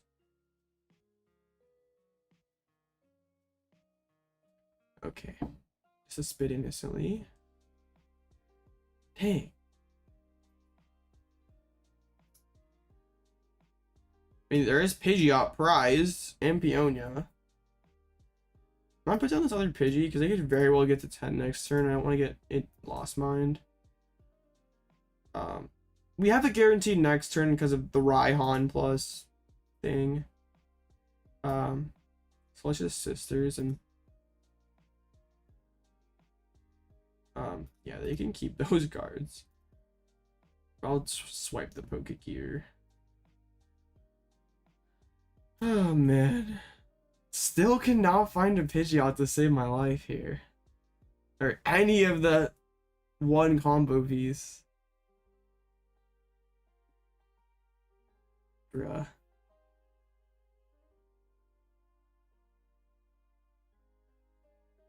It's okay, we get there next turn. Pretty good Pokestop. Hey, I could use Pokestop, but if I'd been my only Pidgeot. Yeah, that's kind of bad. I probably shouldn't have. Why not? I had to Venge too. They could have.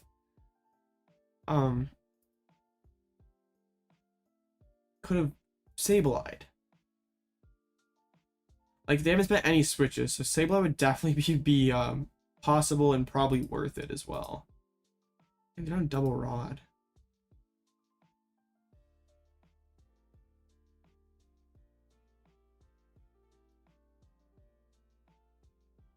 There's all the Colruses.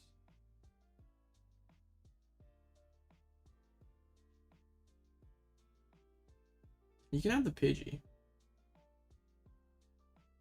Might be going for the Lost Mine play this turn. And it's been such a more interesting game instead of Attach Pass.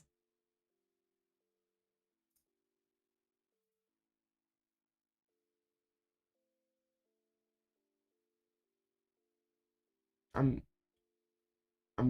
not happy. Alright, they can Ninja for 2.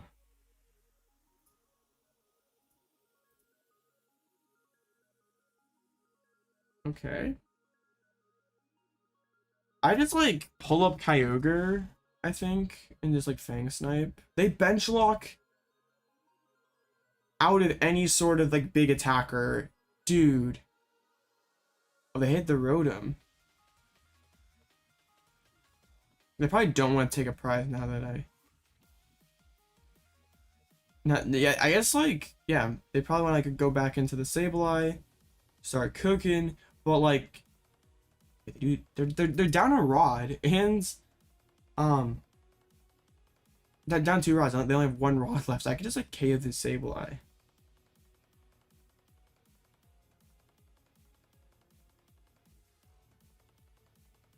I actually get to set up my dude now.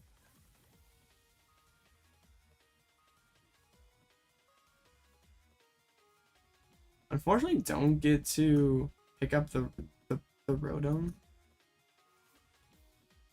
Finally, we get to do the thing.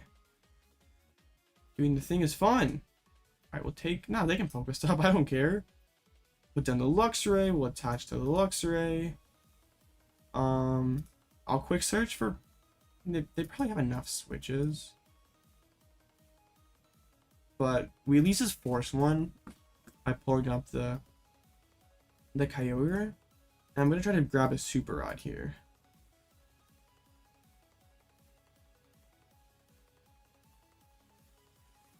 There we go.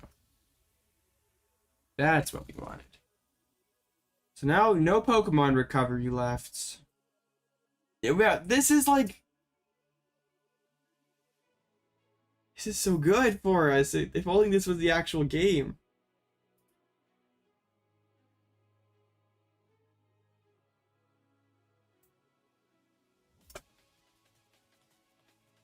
Because they're on the clock because, like, Chi-Yu wins in, like, 4 turns. And they're like, they're using Comfey. I guess they can recycle her and put a ton of energies back in there. I'll just throw up the Snorlax, like, make him have to spend another switching card if they want to keep digging. Alright, I assume they go KO Rotom. I probably just pull back the Kyogre. Yeah, I still don't think they have enough time to win this game.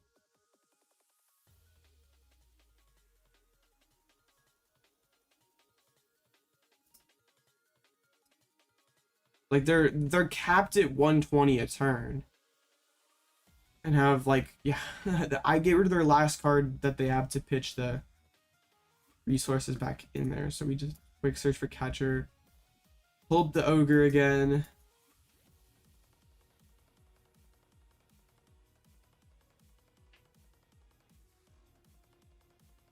Get the Snorlax. Poke for 20. There goes Energy Recycler. And now I think I can KO Sableye. And do they have any punish for that? They play 3 darks. I guess they might. They could still move. But yeah, they can't win this game in 2 turns. It's quite literally impossible.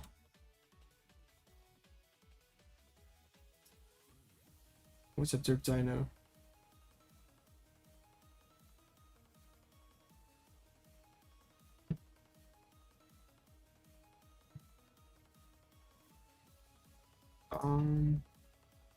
Okay. I kind of want to see if, like, Sisters wins it, but eh. We'll just do the thing. We'll put the charm on. Pull up the Kyogre again, snipe another switch card. This is kind of how the matchup goes. Like, they can't really yeah, attack annoying Pokemon. Alright, I still have a couple switches left, but they're running out. And they like deck out next turn anyway for the Chi-Yu. Yeah, we have like the Radzard and Pidgeot that can threaten, yeah, annoying things.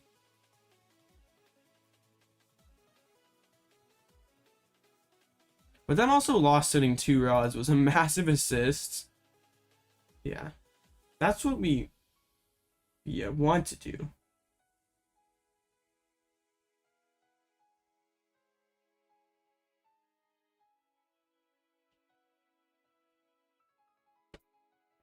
Okay.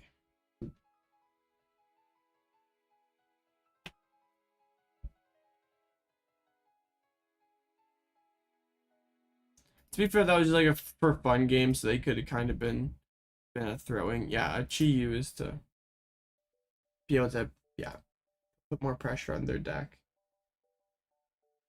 Oh, with the second attack? No, I've never used that one. I guess you technically could. You could like Magma Basin attach. Kind of niche, but it could come up. Hey, dang, that like sucks to brick. Like such a favored matchup. Like that's like really the way that we lose the game is just not setting up. if we as long as we set a Pidgeot before they can use Sableye or Ninja, like that one had no vacuum and only like the Paradox Pokemon. So I mean, I guess they had Iron Hands that could like one shot Pidgeot, but they have no boss, so they're never actually touching the Pidgeots. Yeah, that would have been such a great matchup for us. Would just the deck would have worked. It's okay. I don't think a 6-1 could win. Only 128 people. Kind of small. Let's see, what was it last week? Oh, what's the cutoff for 8 rounds? Oh, 129 people. So literally just missed. So yes, I guess like pretty much. I mean, 6-1 could win. My resistance is okay. We can still do this one. So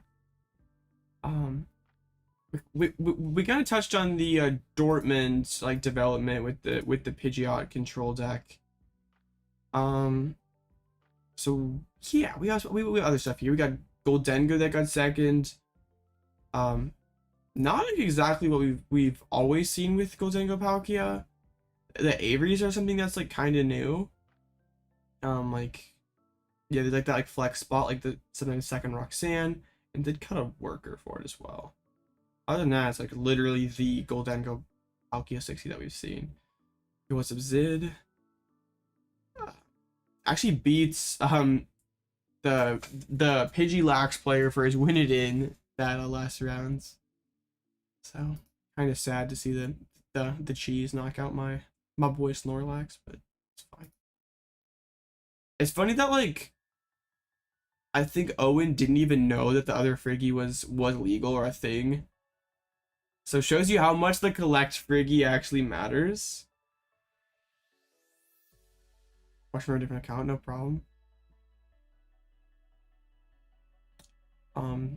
Yeah, so if bro was playing the different Frigibacks, then it would have been the first probably in face card to get a regional win, but missed opportunity. Homework's cooking. Dang, seems like a misplay. And Valiant got 9th. There was like the same list that we saw Tyler Matthews top cut Knoxville the week before. So like if you're going to try to play Valiant, I guess you start here. Seems to be a pretty good list. Bunch of Guardies. I don't even like want to talk about Guardy. It's Guardy. It's boring. It's really good. We're like literally back at LEIC.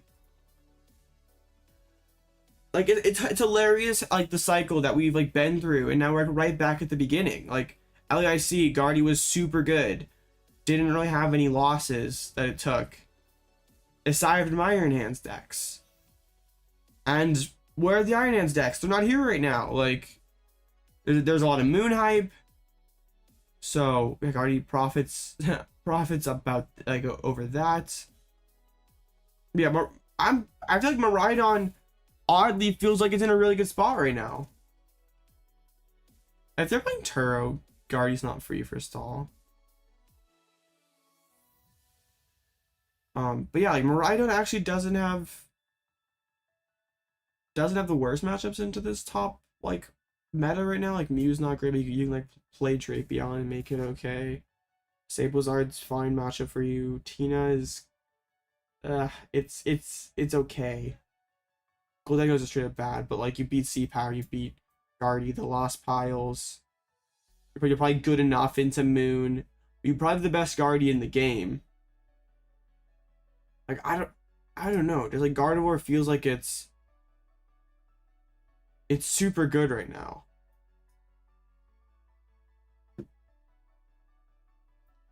Like it's the player that holds Guardy back. It's that we have has to be a human playing it instead of I think someone could like make an AI to like play Guardy 100% correctly.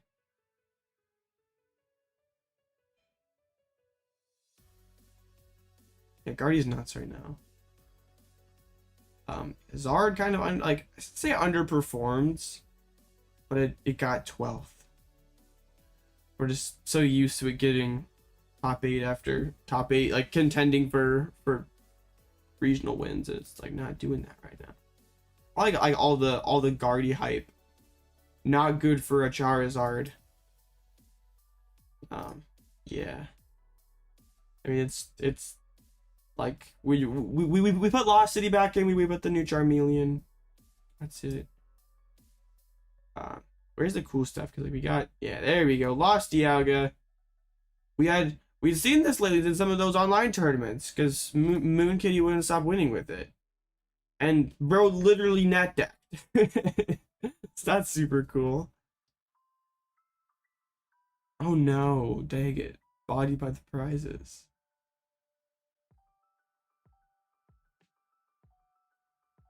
Oh, Cresselia is awesome. I do not like playing Guardy without Cresselia. The Tina matchup without Cress is kind of sketchy. Tina just to ping 80 on those, or Cress to ping 80 on those Tinas is really good. And then awkward for them to knock out. Yeah, it was cool to see the Dialga get some top 32 cash placements. And also like rounding out the top 32 Banets. Like Matus is just like the Banet guy. Like bro's won 2K with Banet. I like tried Banet at the start of the format. I just couldn't get it to beat Moon. And that was like back when Moon played like switchers and stuff, like a billion switches, so like it wasn't possible. But like now they play 2. And if they get item locked, they kind of can't load up Roaring Moons. So like memory skip, get him to either frenzied gouging or like retreat, right? And then if they retreat, they eventually are gonna run out of energy with thanks to Spiritomb. And then if they spend their switches, then Dreepy eventually can come in and save the day. Like a super Galaxy Brain deck. Yeah. It looks like a huge headache to play, but I'm gonna have to try this. I was an enjoyer of the old Banet list, and this is just, it's just updated. Are you dumb? I'm not sure.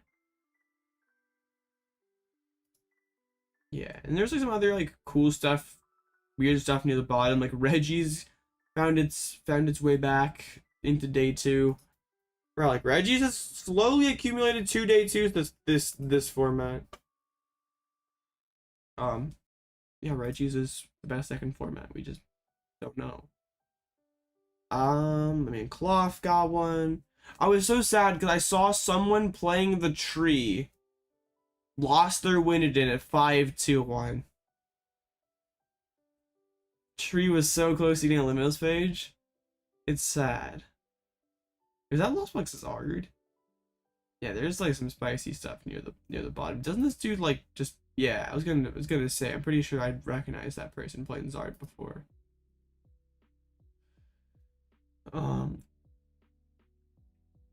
All the Mews hung out at the bottom of day 2. All the Moons and Tomb probably wasn't. I mean, I guess there wasn't really that much Tomb at the top. There's a Sorrow Box. Playing like the more spread stuff, which is kind of cool. And like the big refinement Guardy. I don't understand that one. It's not like a like Gallade. It's having that it's just bigger Curlia. But yeah, that's kind of cool.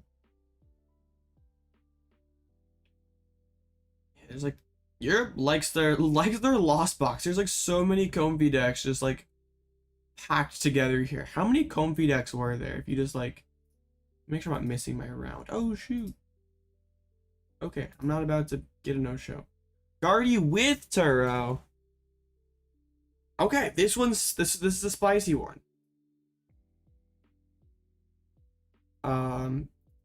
This is a matchup where Iono is better than Roxanne. Because we can force him to draw 6 fresh new cards and potentially draw into the Turo so we can get Fang sniped. But let's see.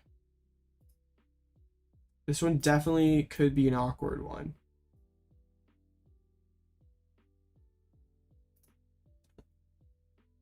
So we're probably not going to be able to win by like just retreat locking like a Manaphy or something. That's probably not happening.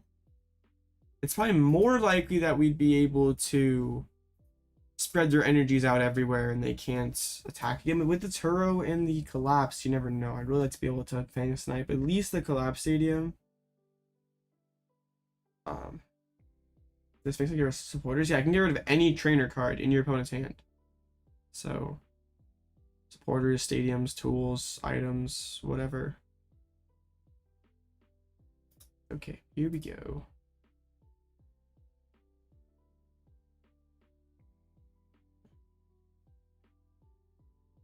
It's like sort of also interesting how like to see how the Guardy player ends up playing it, because they can't really just sit there, but also they can't really go burr either. Alright, I think they called heads, right? Alright. I guess I was gonna choose first in this matchup because I can't really get donked. But yeah, of course they're gonna choose first. Oh, gross. I mean, it's... Yeah, they didn't even open a bad Pokemon. They opened Ralts. Didn't even get lucky with like them opening Manaphy. Or Manaphy, Mew, Jirachi. It just goes Zacian V. If they want to just go Zacian, we could punish that with... I bet they're probably going to Mirage Step. And try to like Zacian, Mirage Step, all the Curlias, and a Ralts. That's probably what they're going to go with.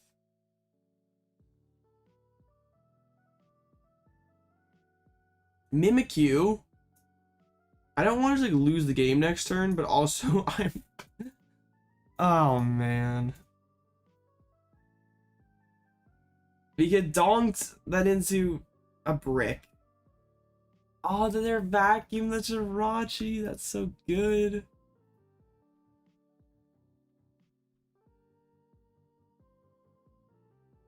Well, I need an Arven.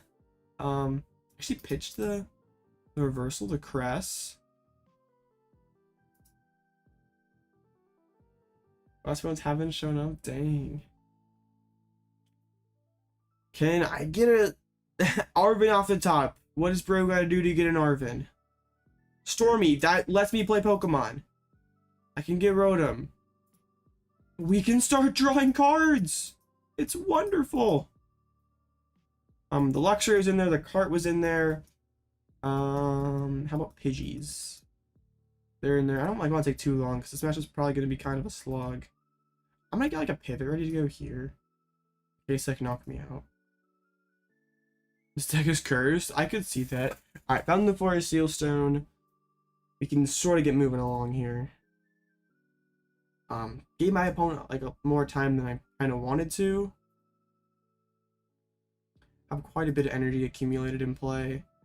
But if they are just going to go like this one Zacian approach, Radzard's pretty good into this. So, I'm Arven off the top. Wonderful. Let's go get ourselves a Pidgey. And that Bravery Charm. Let's get Pidgey on the board. Drop the Forest Sealstone on the Rotom. They could have Boss KO on the Pidgey. That would kind of suck. But I can't really. I'm not gonna Forest Sealstone for another Pidgey. If they just have it like that, they just have it like that. They play one boss. And we have the Candy Pidgey. Don't even have to spend our Forest Sealstone. 5 energy is down there on that Zacian. I kind of just want to Blustery and KO this Ralts. There's a teleportation burst. Alright. Yeet the dude back. I still just want to Blustery this Ralts. To be honest, I really like it.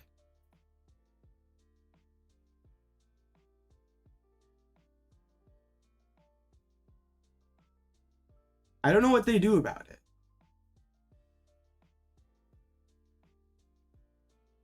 Oh, you're gonna punch my Pidgeot? Okay, Cheryl. Cheryl go back into yeah. This is okay. They could one-shot my Rotom. That would sort of suck. I just want to check the deck again. Don't want the Luxray. I'll keep the stadium down as well. Cheryl's in there, right? It is. Yeah, we just hit with the Blustery Wind, keep the stadium card in play. I gave him Counter Catcher as well. But also we opened up the game here. They're not just gonna build one huge Zacian and beat me. They're gonna KO the Rotom.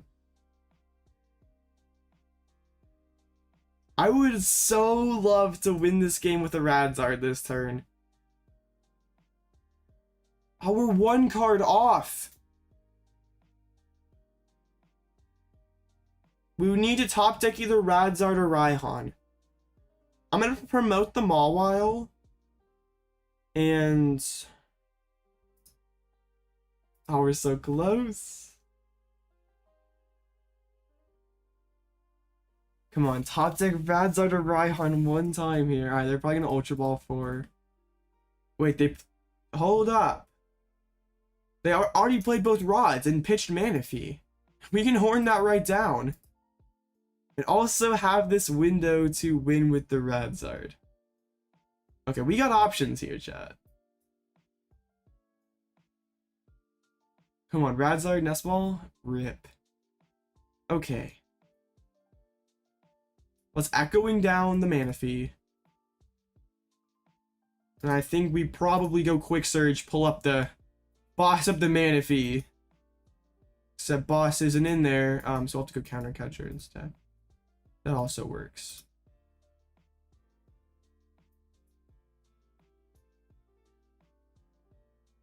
Okay.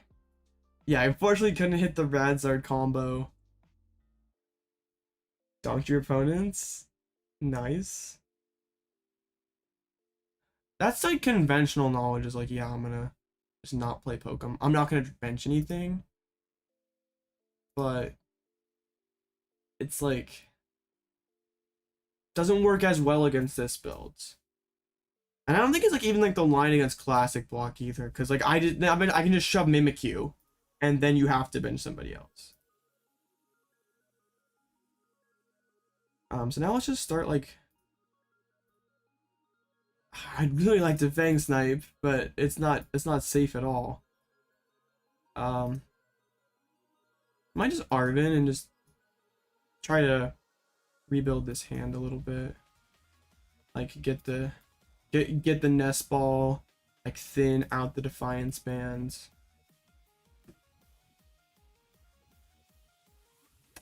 Sure, we can put it on like we can put it on a Pidgey, just have the Nest Ball. Think trap. I better win. I'll do my best. But yeah, then I probably should like actually be ready for when they Eric or when they Turo.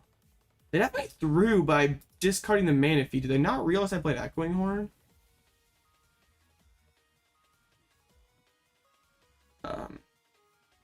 I don't think they did. So Roar the Sword. Those are 200 that they just permanently can't get back unless they want to build up a Guardy. Okay.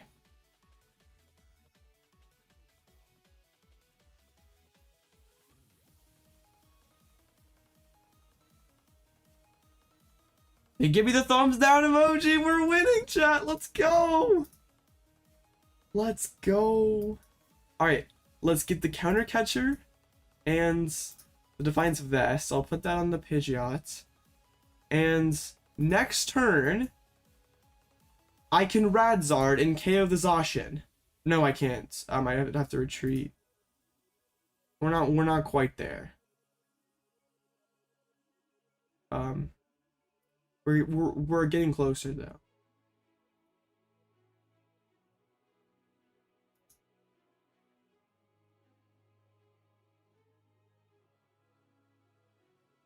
We are slowly but surely getting there.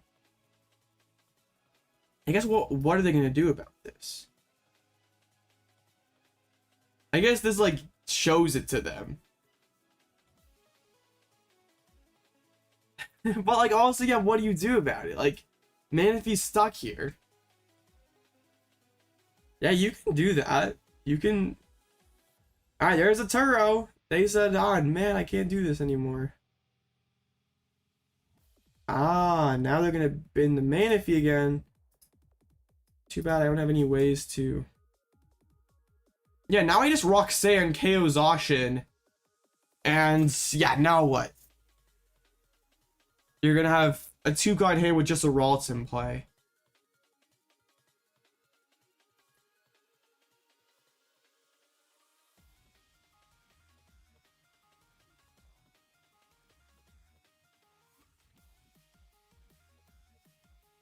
Roxanne. I don't really want to redraw this Nest Ball. You can put down another Lax. I'll just drop the Stormy. Sure, we can check back in the model. But yeah, this is what I lose to. I got donked by Lost Pile. It was very, very sad.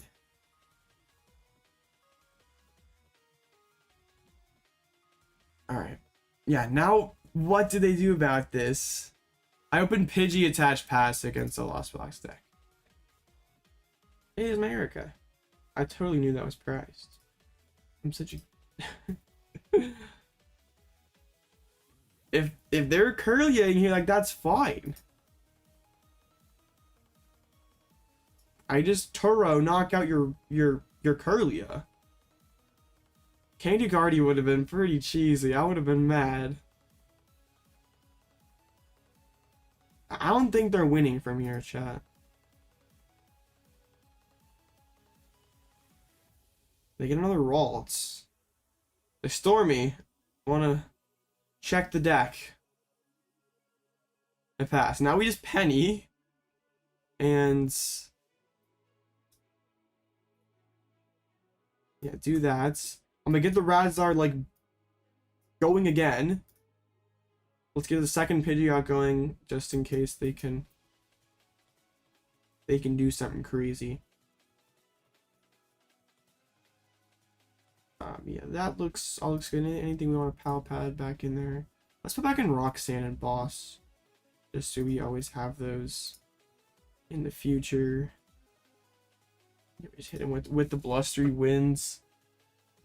I don't think many people expect this deck to start taking prize cards, even in open list. Like my opponent, I don't think my opponent played correctly into either build a block. But like that would have been a correct line against either build a block. Yeah, it's open list though, so I know there's no Devo. But yeah, you do want to be careful of just evolving everything when there's Team Devo in format. It is kind of funny, Derp. It is very funny. Alright, they're gonna try to stall me out here. I'm gonna Ultra Ball first and make sure we have a there is a Penny in there. Yeah, there is. Perfect. Yeah, against Zard though, or like a Lost Box, you probably have to save one most of the time.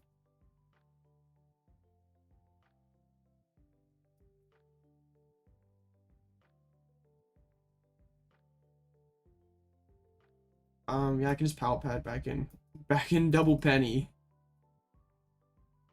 And yeah, Pidgeot's about to take 4 prizes. Even if they do have like Candy Guardy. They hit me for 190. We just go Radzard and finish it. I'll take the Curlia. What was that last card, Ninja? Radiant Greninja. Let's go. That was cool.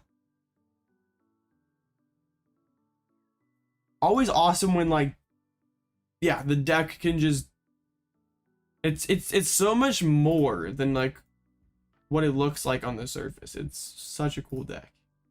I've said it like 20 times this stream, but this is genuinely one of my favorite decks that I've played in a long time.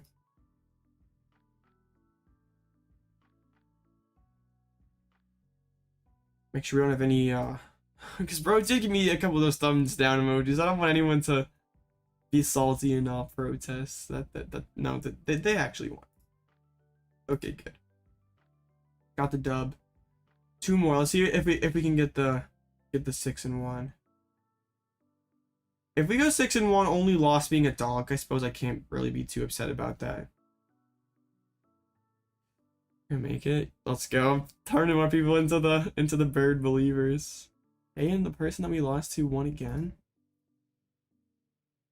Any chance I get first? Highly unlikely, but I suppose it's not impossible. What's my opponent's win percentage? It's probably not quite good enough. It's like decent. Better hit your 4-1. All right, let me see your list, Pepe. Let me see. This would be interesting. Because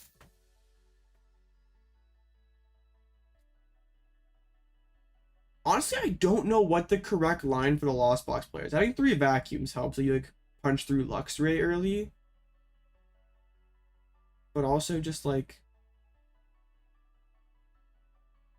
yeah, I haven't like tested the what you do when you're do you like manually load up Iron Hands? Like you try to like just load up both of your big guys, and you just start Dragon Galing, and then after I like KO the Dragonite with the Zard, you arm press. Or I guess arm pressing Pidgeot sounds pretty good. I'm coaching bro how to beat me. I think I would have to go first into Urabel with the triple vac and just be like, you know what? You're not getting turn 1 Shuriken. This would be kind of sketchy.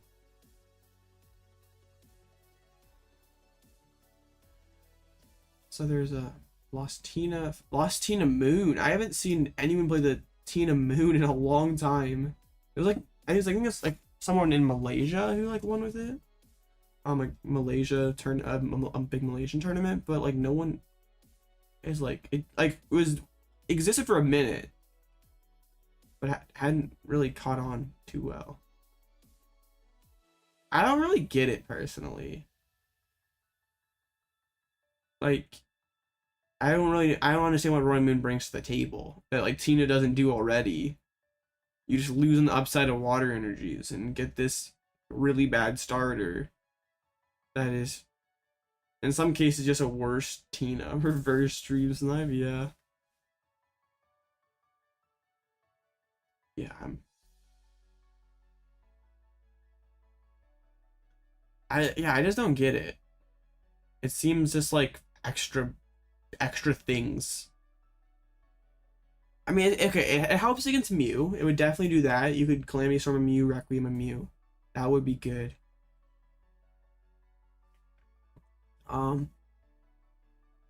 Well, like if you just want a Mew tech, like Tomb. Tomb's a lot better against everything else. Good against Stall, good against Roaring Moon. Not they're 5-0 and I'm 4-1, so it's a Moon at 5-0. Bro faced 2 Snorlaxes? I thought the only 2 other lags tonight. Oh, actually there's like 5. Yeah, there's a lax out of 4-1. That'd be so I don't really know how that would go. Because I can take cards out of their hand, so I can like break their loop.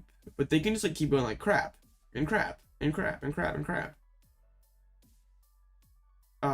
It'd be kind of weird. I feel like my play would just be like, I don't know though.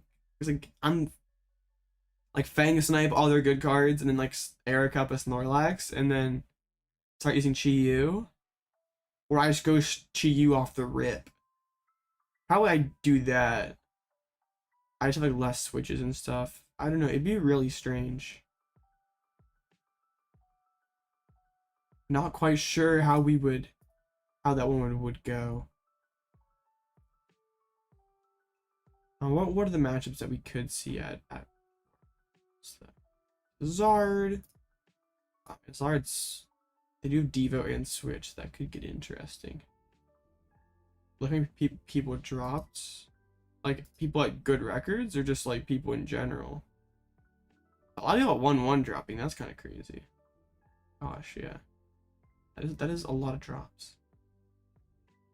I lost Thunder Crab. I can't really do that. I don't play Lost City, so yeah, I guess that wouldn't be the move if I did play Lost City. It's Lost Thunder Crab, and then it's pretty much smooth sailing from there. But we can't do that. So let's see. Your first match of 4-1. Oh, you also lost. That's the person I lost to as well. You're on the Archgigas tonight with the Zeriora technology. I saw that, I think in like Knoxville someone did that. It's like hopefully help against Gardevoir and Roaring Moon. Interesting idea. I think that like with like this brief little Mawile hype, you're probably have to be like responsible and play the one Lost City right now. But like the consistency stadiums collapse are all pretty cool. Also, OHKO Squawk. Oh, the second attack. I was gonna say like wait for one energy. Oh, one eating Squawk would be broken. But I guess, but like hey, you got DC on. It's only 60 damage. Kind of sketchy. I don't know if you're using it for that. So Zorobox is 4-1. If I were to face a Zorobox, would I just win on the spot? Oh, EXP share. Okay. I think I would. Like, what are they gonna hit me with? Acidic Mucus? Like, eventually I mean, they got a billion Ionos. They have Turo Pad. But, like, yeah, eventually I just Erica down Ralts 3 times and win. Early Fang Snipe, like, yeah, what do they do about Fang Snipe? Oh, you're gonna Punishing Scissors for 60? You're gonna Route for 60? I don't take prizes, so I probably like just Fang Snipe over and over and over again.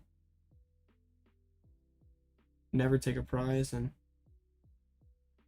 get rid of all their good cards and just even just like aggressive Chi-Yu right away. If they're only hitting for like 50 damage into it, I just have the Pidgeot in play and the Chi-Yu and can get a lot of value out of that. So I'd really love to face the Zorobox. Bro, let's face back-to-back Goldengos.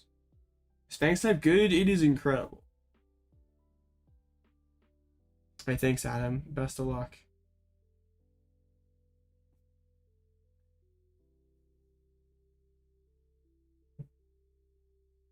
Oh man, Pepe beat the person that I beat. You're not supposed to grief my resistance like that, Pepe. Come on.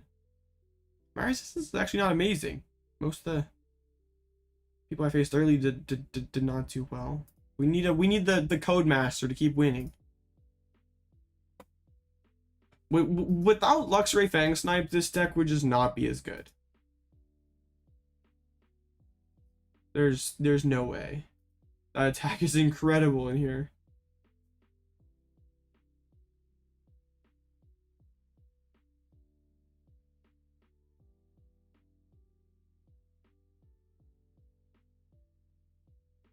I beat Roaring Moon and Chimpao.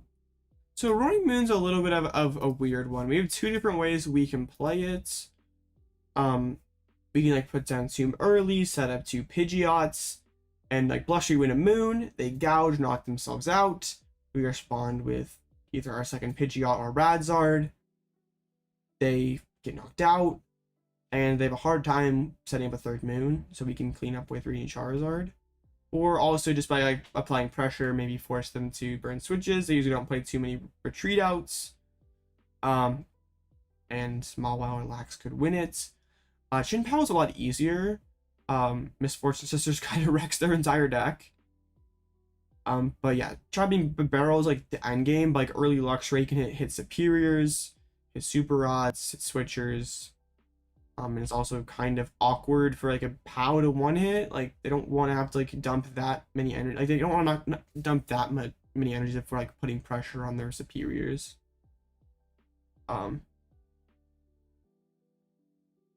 So yeah, if it's the Iron Hands build, it's like not playing switchers and it can't get a retreat lock.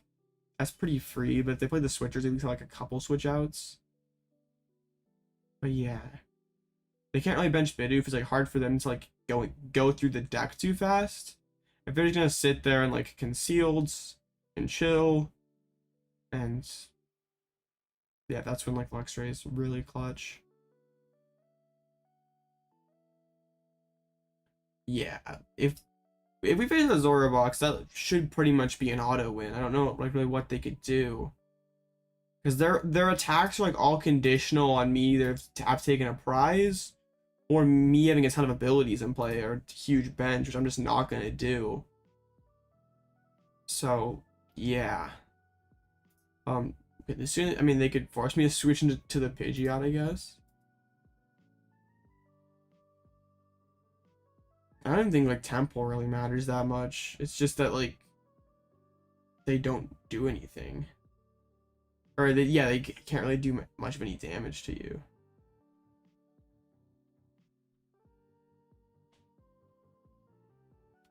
$31 out of 31. So how does this deck work?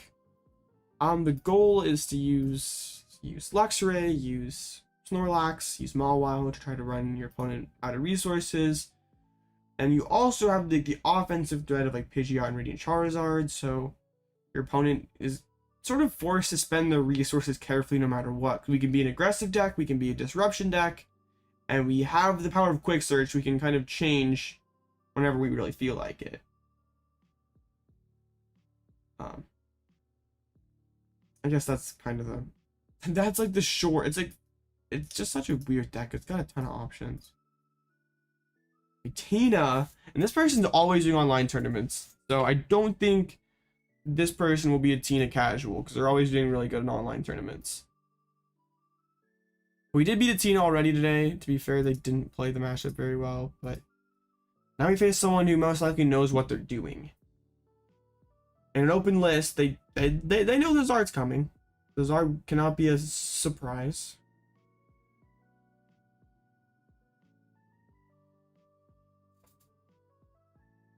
I mean, there's no Iono, that's good. 4 Path is slightly annoying. Yeah, usual suspects though. I guess Manaphy is something that we could like trap, but it's hard to run them out of energies like without Sydney.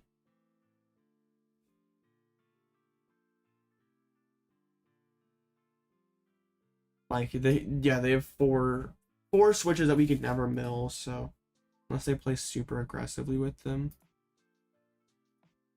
probably not happening. We still could like pull up Manaphy though and like force him to do stuff, I guess. Which if only Fang Snipe worked on special energies.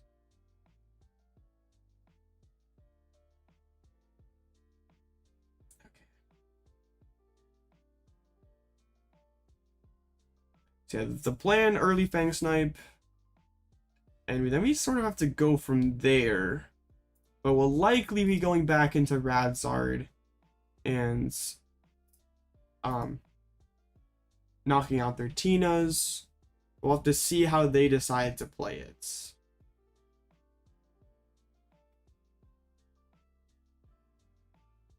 Our Giga seems really tough for your Lost Pile, Pepe. Just gotta like Dragonite turn 1, hope that knocks out their only arc, and they just scoop.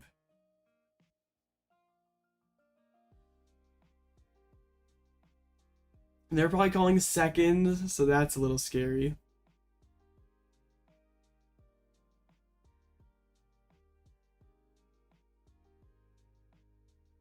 Okay, we're not. I saw the Mimikyu, and that was it for a second. I got really scared. The hand is admittedly not that great, but it's playable. It's no, and they went first anyway. Okay, we can get the Rotom, and we can start moving along here. They actually benched 2 Comfeys, so they're not just committing themselves to just one Pokemon. So I think that's a solid start for them in terms of like how they correctly want to play that matchup. Probably gonna be double Tina or like cram Tina. Now, if they want to start drawing cards, then maybe we can extend the game long enough that Chi-Yu could be a factor.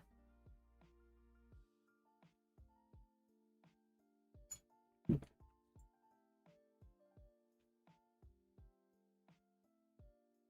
assuming it's probably double Tina or Tina Cramorant. Wait, well, Radiant Greninja actually. And another Comfy. Maybe this person does not know what they're doing in this matchup. Because now they only have like Greninja kind of I guess maybe their idea here is like, oh, I go Greninja and I snipe I'm gonna go like heavy Comfies. I'm a Greninja snipe your Pidgey before you can get going, but they've already expended 3 switch cards turn 1. And they put down paths, so like I was gonna drop the Stormy Mountain anyway. I'm gonna put this here, so like we could potentially trigger Raihan if the Rotom is in the deck. But Pidgeys, Radzard, Luxray, Sister Cyllene Yelchir, Klara, Price and Arven have both candies. Price a counter catch. Forest is in there. Price a DTE. The DTE and counter catcher are the big ones. Yeah, let's put that there so we can potentially trigger a Raihan. And instant charge. Found a Pidgey. Yeah, I'm not sure about the way my opponents decided to play this so far. Well, they still have enough Jets that they could probably still get there. But it would be interesting. Like, they still have enough bosses and Jets that they could do it. I can't just sit behind Lax and win it. It was only 2 Snorlax on the list too. I gotta do more than that. I wouldn't really like it if they passed me.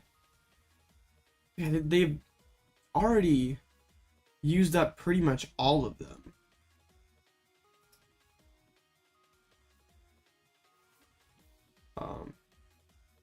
Yeah, they were 3 cart, 1 switch, 1 rope. And they just have a cart left, and it's turn 2. Okay, they're gonna Shuriken?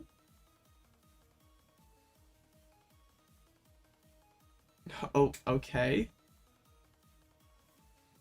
That's certainly something. Now I don't feel too threatened about them shurikening again.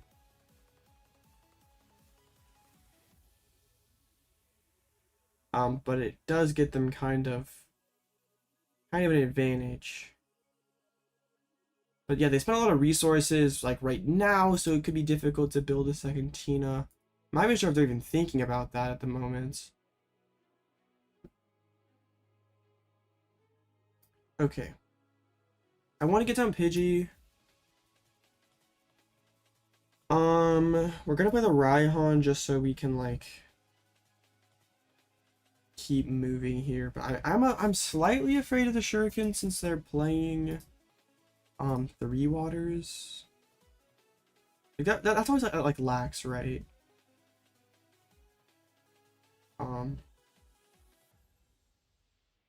Okay. Let's do this. Might just be like another Pidgey, go like double Pidgey.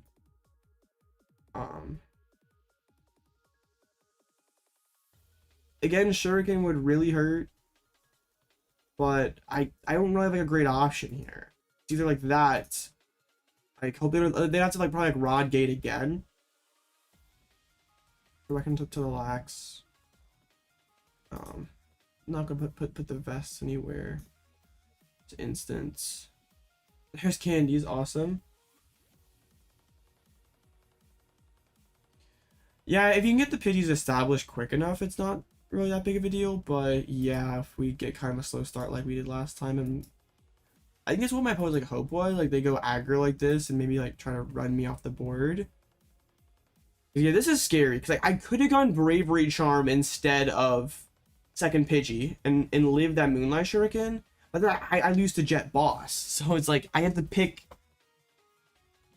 I had to pick my poison here.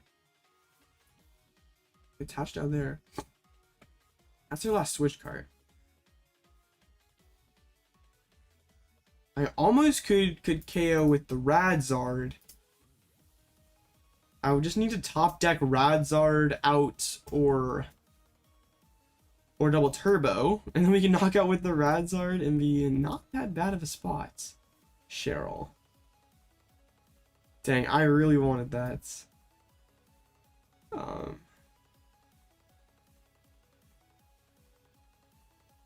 Wait. What if we Pidgey out for Arven? Arven for Forest plus Nest. Yeah, that does it, right?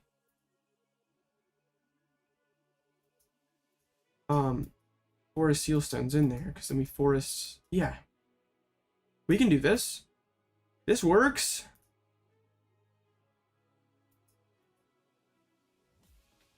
We're cooking.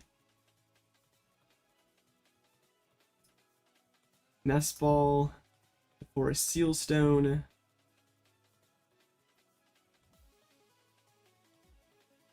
Have the Radzard. Forest for the double turbo.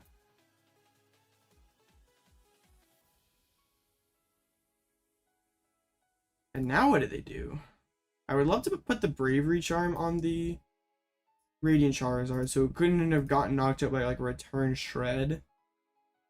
Well, like they've already played themselves into an awkward spot. I'll put the Vest there so it's like safe out of Requiem range.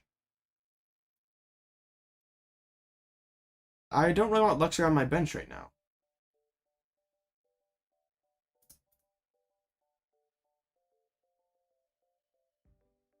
There's the Peonia that we prized. And they have used up all their switches, so I guess they do still have all the jets. It'd been dope if we did play Sydney and could have combined it with that there. That would have been really insanely good. But they only have one Giratina left. Like now they don't have to like go into the deck, like go into the yeah, dig into the deck. They played all their Choruses. They're like they are sort of limited.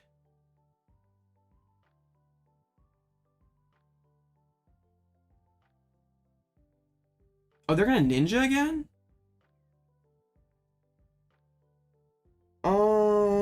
This is kind of interesting. So they go KO Pidgey, KO. But now do you have the resources to... Oh, I think their plan is gonna be Sableye for a game on the Rotom.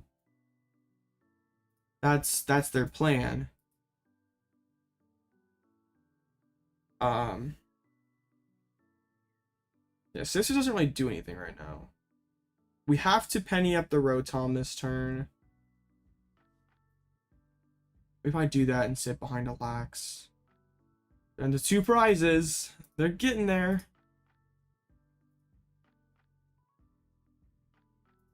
Yeah, let's quick search. I do leave myself in like kind of an awkward, potentially awkward board state. Just Pidgeots, nothing else. No like Stadium Bounce either. Kind of sketch. But it's what we have. I suppose we could. Nah, that seems kind of bad. We could like Roxanne,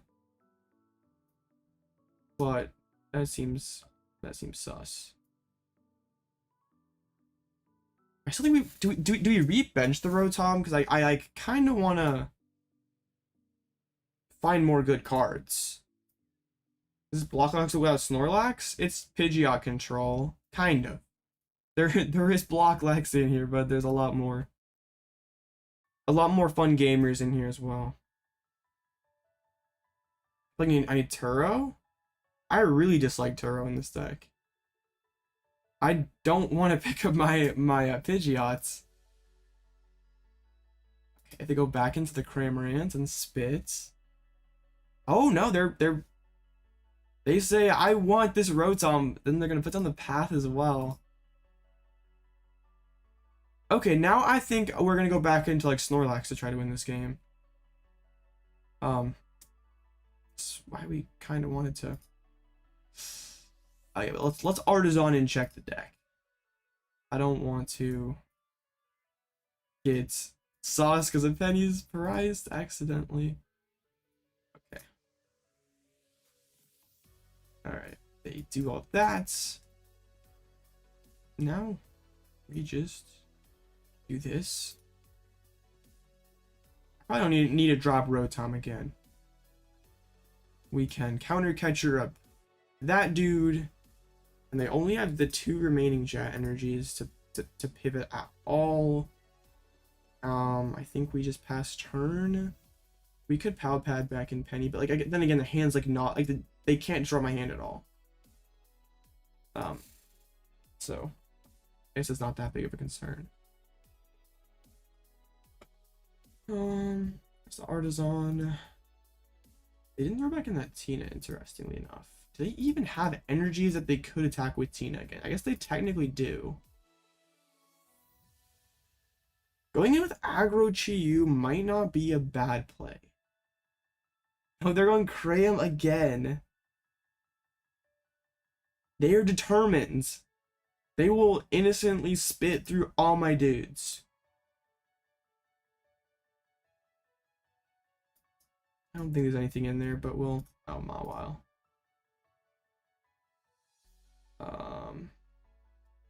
We could Penny, but that doesn't really do a whole lot. Aside just denies the prize. I think we want to do that. Just throw back in double Penny. I don't want him to be like Shred for their last one.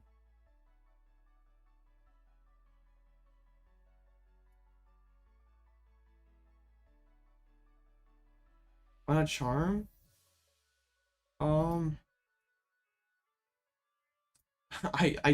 I just didn't. I probably should have though.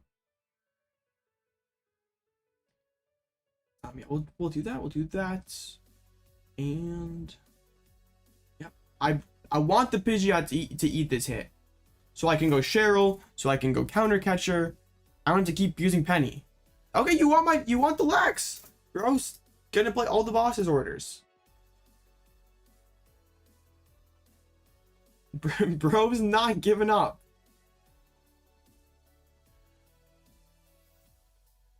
Oh, I got a special surprise for you, buddy. Another Penny.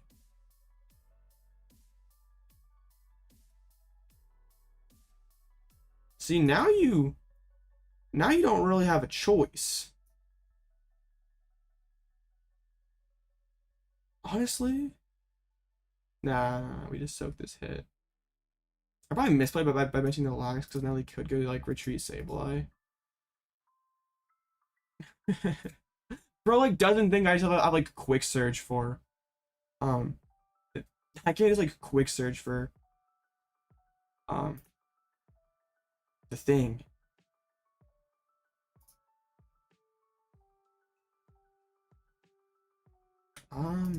Honestly, let's get a counter catcher.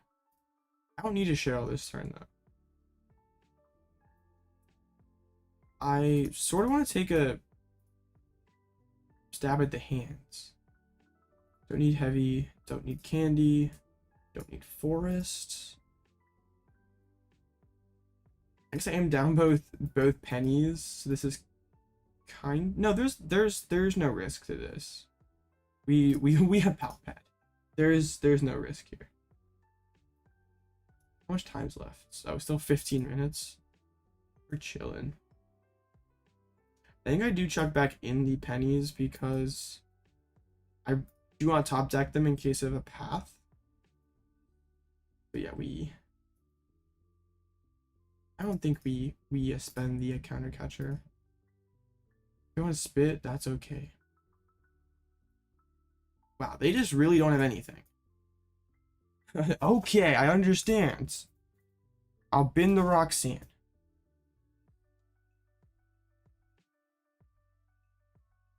That's now all their draw support, I guess. They top deck the path, bro. Where was that last turn? That's really, really sketch. Wait, no, we have the Lost Vac.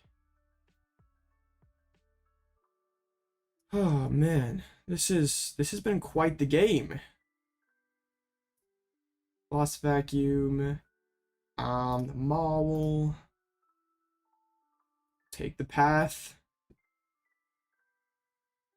I will Bravery Charm. I will Switch Carts. We will Counter Catcher.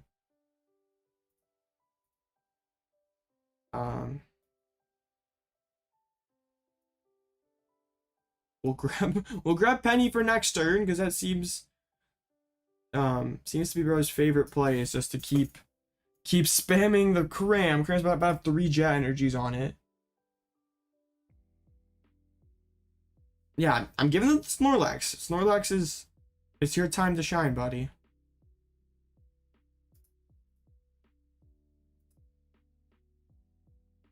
If they don't do anything, we could just go Sisters, and if there's a gate remaining, it gets pitched.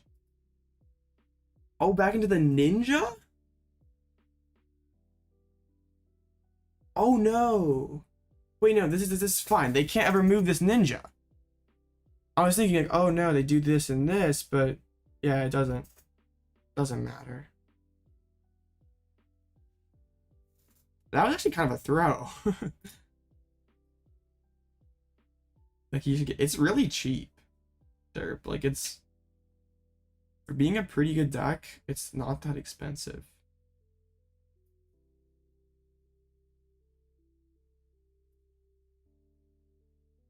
Oops, I kind of wanted to.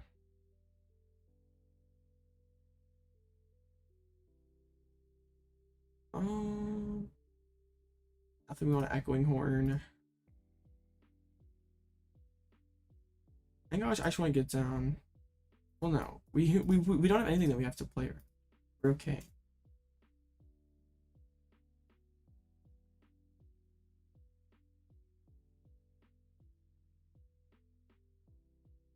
Yeah, now they're just stuck.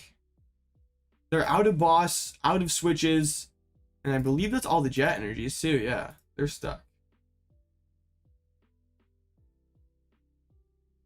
If you, I was talking about like classic block is like $20, right? Like it's now we Cheryl.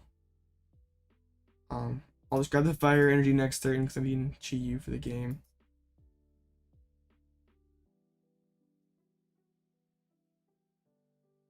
Let's go. Gotta get every trainer full art, but even like it plays like a lot of random stuff, so it's like not that expensive. I had a I was scared I almost missed something there, and they had like a rope for game, but they don't. So we win. Oh, you already have. Yes, you already have the expensive stuff. We're 2-0 versus Tina on the night. Bro helped me out and burned all the switches for me. Hey, we take it. I'm like kind of happy and disappointed at the same time. We haven't had anyone like rage at us or anything. Ends the person we lost to 6-0. Let's go. Shout out to Codemaster. Looks like yeah, give me a 6-0. So 7-0 will win. So we don't have a shot at first, but could potentially get like a top 4 or something.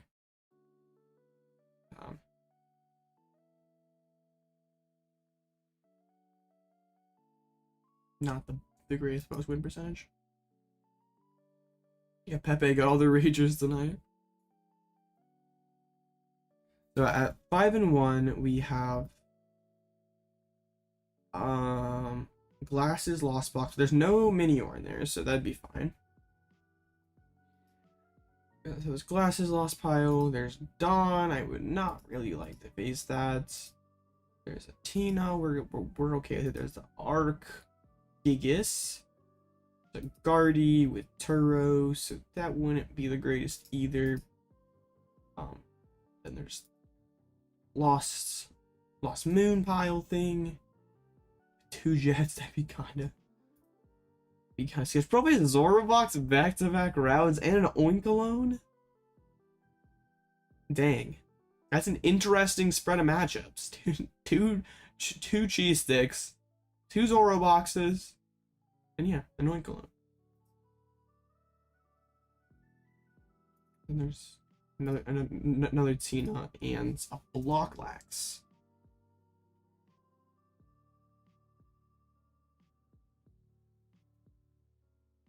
So 4 to go. Oh man, Block versus Moon. I was complaining about the Blocklax gamers not showing up. I'm not more so complaining, but I was just concerned that maybe they weren't okay. But they've seemed to have come back.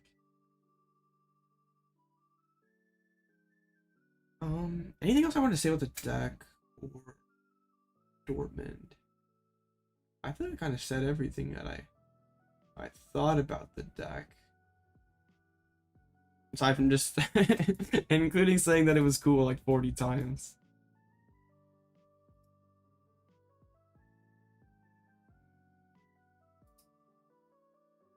Deck out Monday? Yeah. That's quite literally what we're trying to do. Ooh, classic block and BO1 sounds sweaty. I hope you have the crab, but that sounds pretty sweaty. I don't think you want to, boss. You'd probably be wasted. I'm not endorsing that on my channel. If there was an Artifact one, we would take that. Dion now. Joss signed up.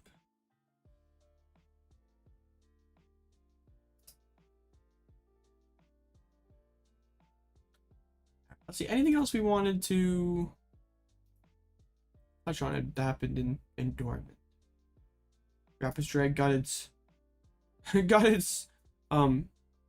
obligatory top 64. That's like that's what it gets every single tournament. Take Rapid Strike. Remember when we were thinking like Rapid Strike like was like the play? Like every meta was perfect for Rapid Strike, but then like it wasn't. Dang, like look at that in San Antonio. There were so many that did like not badly, but just got rolled in day 2. Knocks Alex Kreckler's sauce. Doesn't he have like the Passimian? Yeah, it's Passimian Treebion. Wait, no, that's Charlotte. There's Nox. I was like trying to think of like what the Passimian is for. Is it for like muted 152 Jennies? Like what else would it be for? Tina? Is this to benched? I guess 150 on 2 Tinas is pretty solid. Probably Astro. I said probably. The meta, like if you're like, let's just say you're grabbing a list from like San Antonio or something. Yeah, things like, yeah, you're pulling something out like Portland. I guess for the most part it would be okay, but it would probably be slightly outdated. Like if you can help it, I guess. Like instead of like Tina really hasn't evolved much, but maybe something like Charizard has gone a little changed since then. Do I play? I assume that's Sydney. And I don't. 25 out of 25. Got the win it into top 8, but there's not really top 8, so not cut to top 8. Just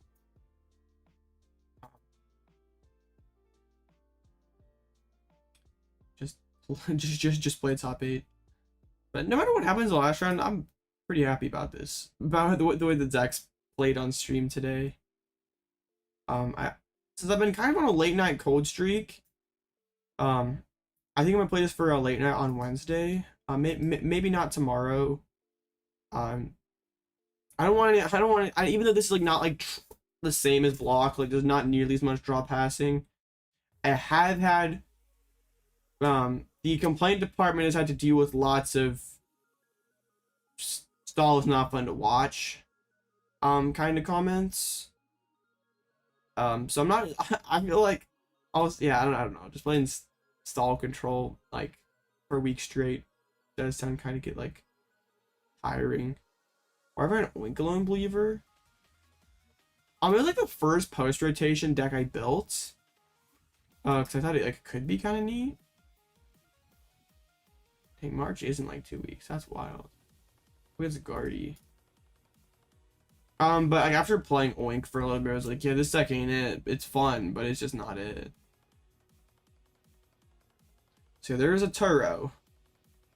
This one's not one I'm like super happy to face, but also like I'd rather face this than like Miraidon.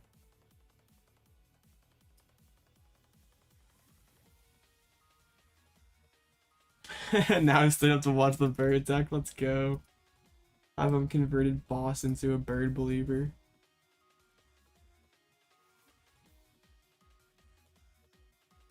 I would mention something like, because people say it's cool to watch, I would say something, but I've already been kind of criticized for what I say about this deck.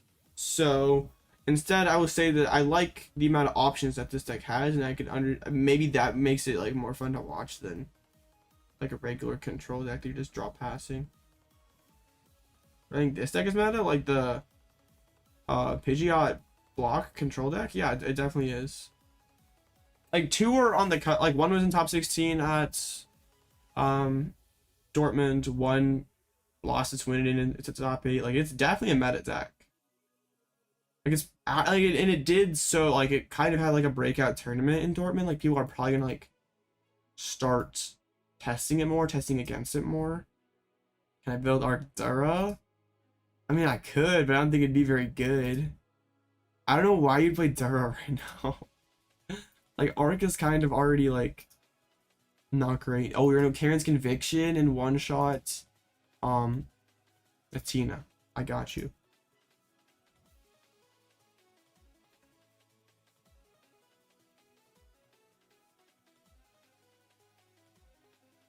Everybody yelled Dura. I don't know, man. I'd say it's more likely to come to the channel than Pal Zard, but that's, like, not saying much.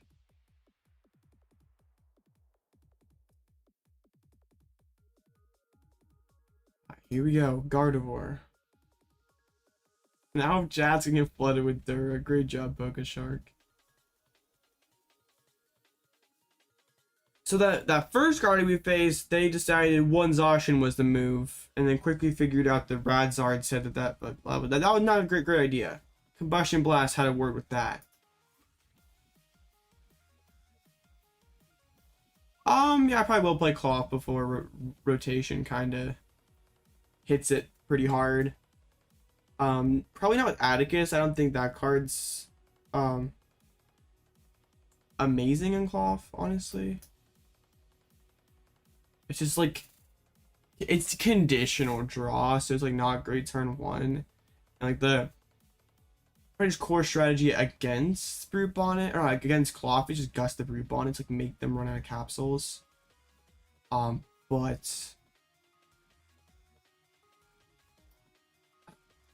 second. These will be prize Rotom. But then, like, if you have supporters in your hand that, like, don't work if your Brute and Capsulus got knocked out, like, you, like, I don't know, it just seems kind of scoffed. Would have loved to been able to, like, get Pidgey down, but unfortunately the hand was just not it. I didn't prize check either. That was bad. I'm tired. I just want to finish this. No, I'm just kidding. 2014 is 3 months away. Bruh. 2014 was a few a few a few different 3 months. Oh, did they play Memory Skip? Oh, the Iono. I mean, I don't hate it. We had Arven and Candy, but that was about it. Actually, that hand was actually pretty solid now that I think about it, because we also had like Cart, and we had Cart and could have gone back into Luxray, but it's all right. Get down a Pidgey. I think we want to play the Cyllene here. Well, I sort of want to like Nest Ball and shuffle the deck first. Maybe grab another Lax.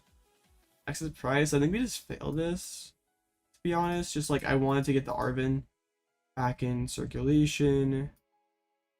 I mean, I probably should have gone Mountain instead. Double heads. I don't know if I really wanted the double heads. We'll get the Ultra Ball. We'll get the Pal Pad. We can take it slow. Hey, perfect. We found the Arven. So that's Candy. Got the Ultra Ball for the Pidgeot. And we got the Pal Pad back, which is kind of a casualty to the early Ultra Ball. So yeah, my opponent's playing this a little differently. I think they're doing it the more correct way. Definitely the more correct way.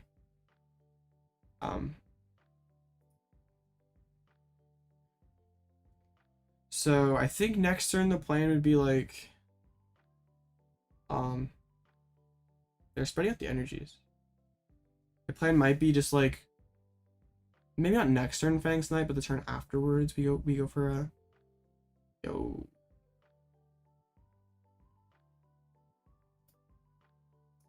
We can Fang Snipe.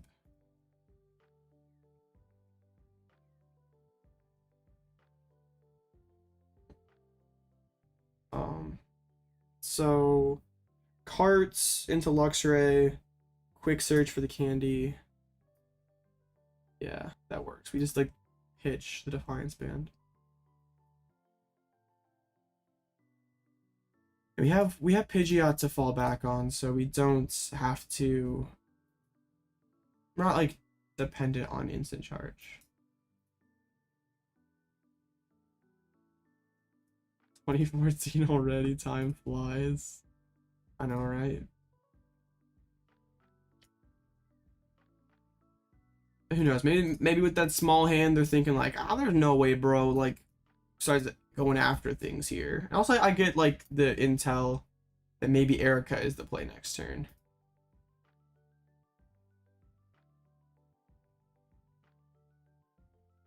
Hit an Ultra Ball. Just energy cards. Their hand's actually awful. Well, maybe not. I was thinking that, like, you never really know. Sometimes people are just, like, taking it slow against you. But no, literally their hand was just bad. Screamtail hits the bench. Guardy X hits the board. Okay, this is interesting. What's getting screamed?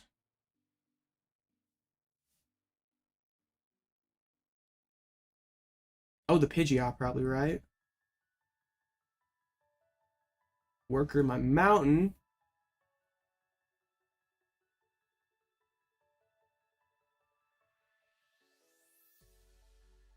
Okay. Down both reversals.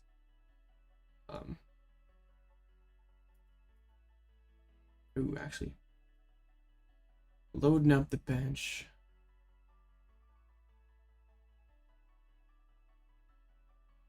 Thanks, it doesn't seem that good. Oh, dang it. They're gonna... Yeah, because then what sort of sucks? I'm sure this... Oh. I was thinking that they were gonna try to do that differently. Okay, I thought they were gonna...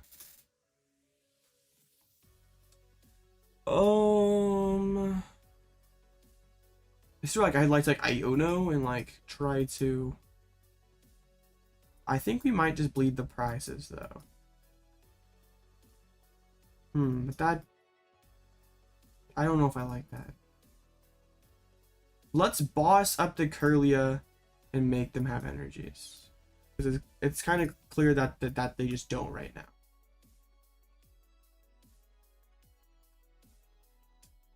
So yeah, let's make him have a couple energies. Let's snipe the hands. No, there's just nothing in there. Oh, they're playing a triple reversal builds.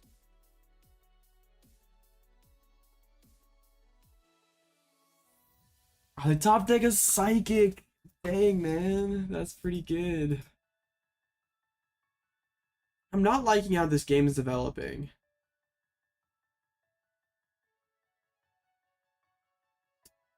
I mean, there's a hard retreat. Roaring Scream. KO on the Luxray.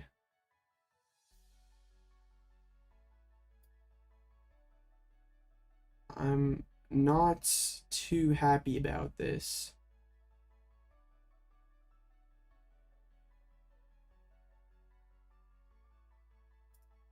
Is the play ever like...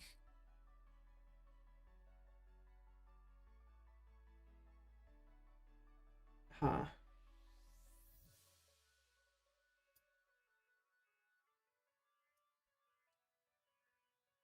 The other Lax's prize, I forgot. Dang it.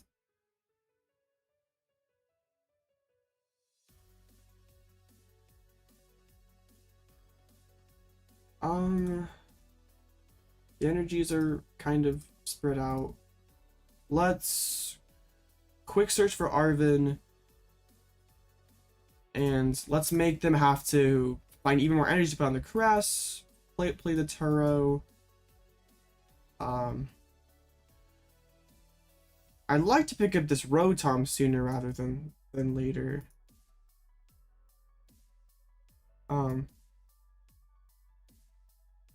Oh, I'd rather text human research. I don't have to like research install, and that's not that hard. Human Muse awful. Sorry, I'm trying to focus here. But Poke Shark.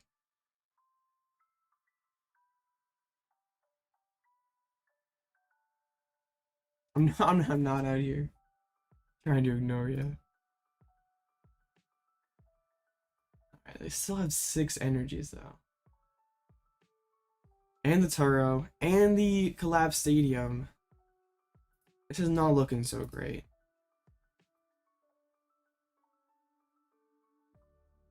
Honestly, like attempting traps into Combustion Blast plus Roxanne play sounds kind of cool. I guess they could go Moonglow reverse and even like threaten the Pidgeot.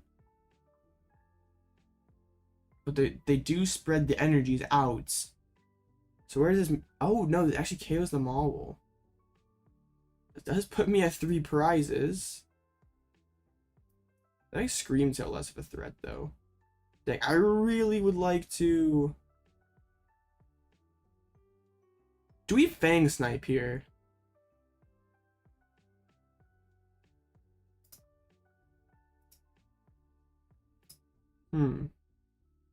No, I don't think so.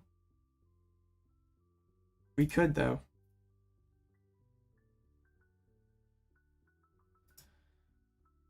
I kind of want to.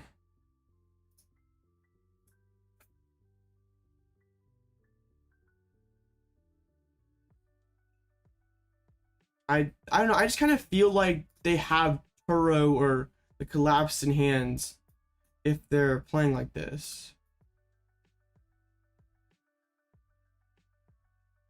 I don't think I need the Cyllene yet. I want to get the Mawile back. Yell cheer for the Pokemon recovery is kind of goofy. I know they can retreat, get the energy back. I'd love to be able to combine that with oh yeah, I'm doing 100 damage. I forgot that I'm nuking my damage output as well. They're just low rolling and it's very aggravating. Where, like, not even an Iono. They have not seen a second Iono. Bruh. Stop low rolling. Well, I guess it's low rolling for me, but it's like high rolling for them. Oh my goodness, this is wild. I see a Pokeshark. Psychic Embrace. Ah, so they must have drawn one of the cards, and they drew an Iono at the same time. I mean, I like the hand refresh. That's cool with me.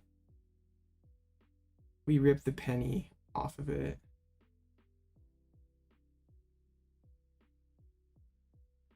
Hey, I guess they'd have to Turo the crest now. Oh, you hit that guy. Rude. They can't embrace to Cresselia.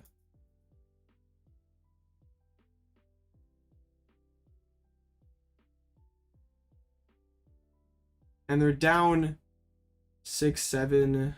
They have 2 energies left.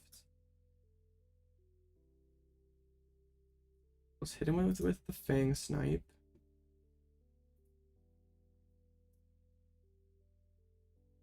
Because Mawile made it do 90 more. We hit the Turo. That is massive.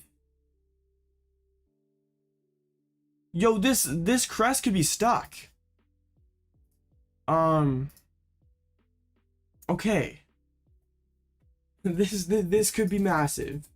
We finally got lucky with the Fang Snipe. No way.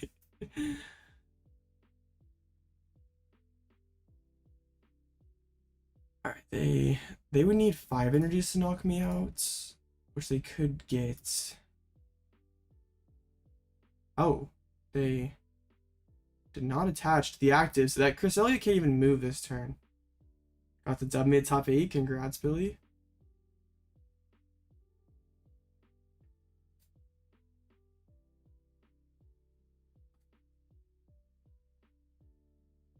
Refinements.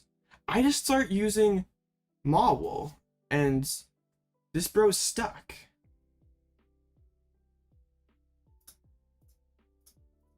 I just penny up the Luxray. I'm not Fang Sniping again this game. We have a penny in deck.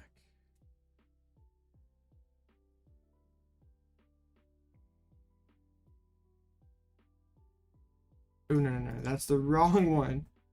So 16 minutes. We can do this. Penny the Luxray. Let's put the vest on so we do live a Lunar Blast. And then we Tempting Trap. And now they have to find their Super Rod to put back in energies so they actually can attack with this Cresselia. See? We're moving places, chat. We have our ideal lock established. And they're on somewhat of a clock to find a way to take these last three prize cards. I probably should have Pal Padded back in the Yochir and a Penny. That's probably what I'm gonna quick search for. Oh, but they can start Moonglow reversing. Shoot.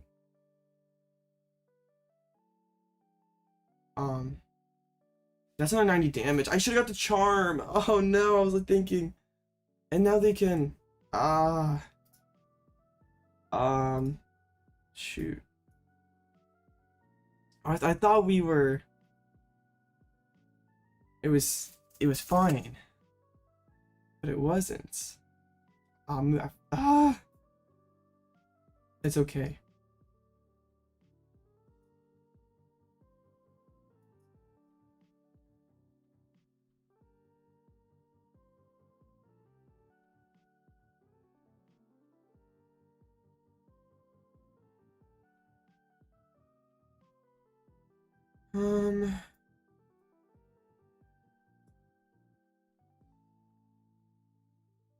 Eventually they run out of damage counters. Bro can't do this forever. So we'll take another lax out of the prizes. The issue is I forgot, but yeah, and they only can start doing 40 now. I guess in their energies are committed. Moonglow reverse. For the little 40 poke. Now we get the Pal Pad.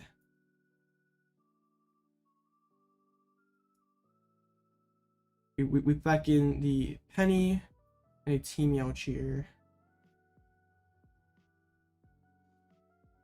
They could Lunar Blast next turn. That'd be really sketch. But what other options do we have? Screamtail can't do much. Screamtail does 40. I guess it's the same thing though. Yeah.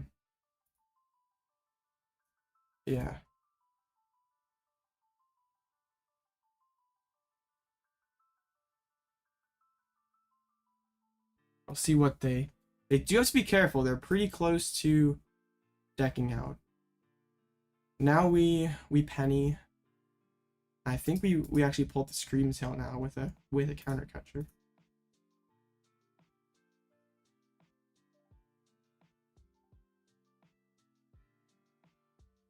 So because like Screamtail like can't do anything. It can't even do 110. It's stuck using Slap.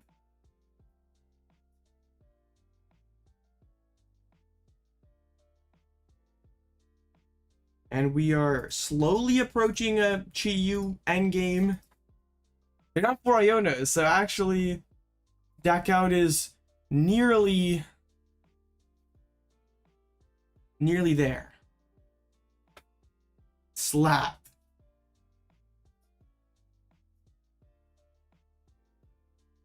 The Yelchier top deck is incredible.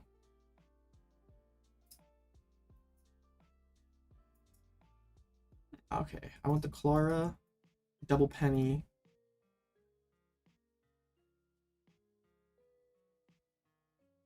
I'm gonna get the Klara so we have we're almost to Chi-Yu.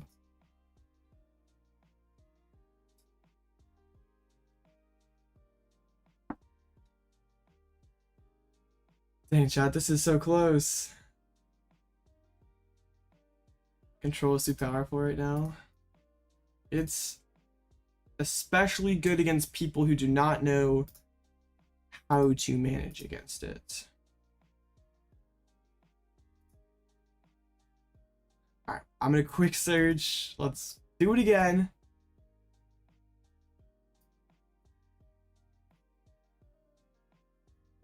I will not let you one in my Mawile.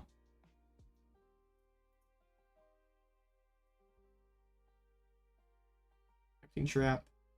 And if they don't put more cards back in deck, they have to play Super Rod here, put back in those 3.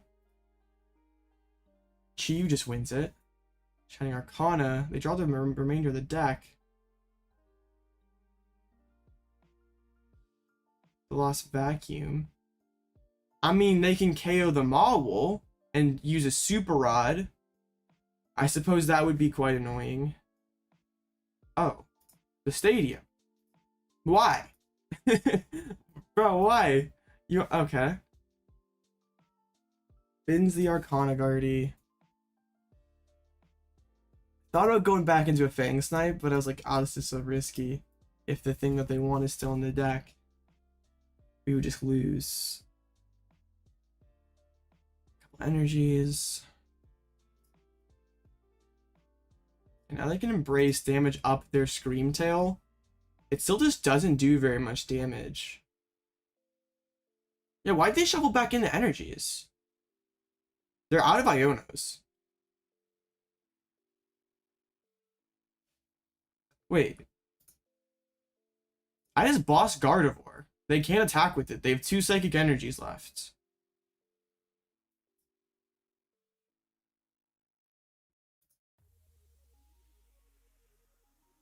Or I could have also gone Magma Basin, Echoing Horn. I'll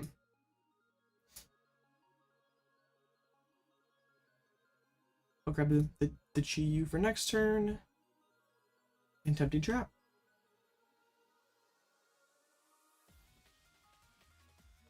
And now there's nothing that they can do. Let's go, chat. Let's go. That did not look good. But After we got rid of that Turo.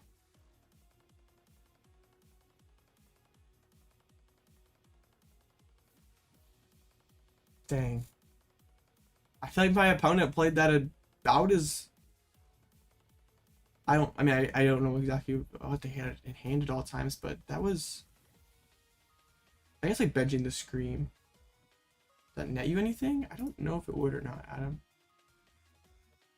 This deck is awesome. Last time I'll say it, guarantee it. Watching this version of Control is fun. Okay. Wait, so many Curlias? Well, like, if the Guardian Player doesn't open Manaphy and you don't just win on the spot, basically, you just have to do the whole spread energy game plan. It's difficult with only 12 energies to put it on everything loaded up. Can you use the gold Chiyu? I mean, I could, but I don't. You mean this one? No, that one's gross. But that one's beautiful. That one's okay. Min rarity is also a solid vibe as well.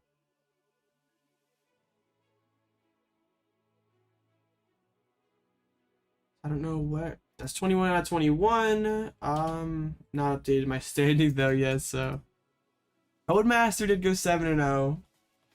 Very sad because I feel like that was a pretty good matchup for us. But hey, if 6-1 only loss was to a donk, can't complain too much.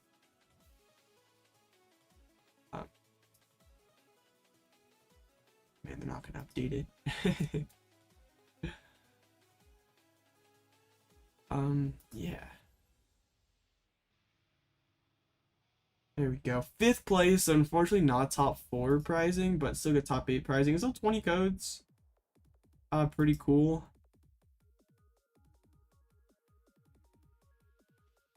We're all playing gross decks, aren't we? I guess that's fair. Do we play the gross art to match the gross deck? Yeah, all in all, I can't really complain. The games I got to play, we won. Hey, you were saying about how bad CPAL was, Alberto, and it just literally won a regional, so...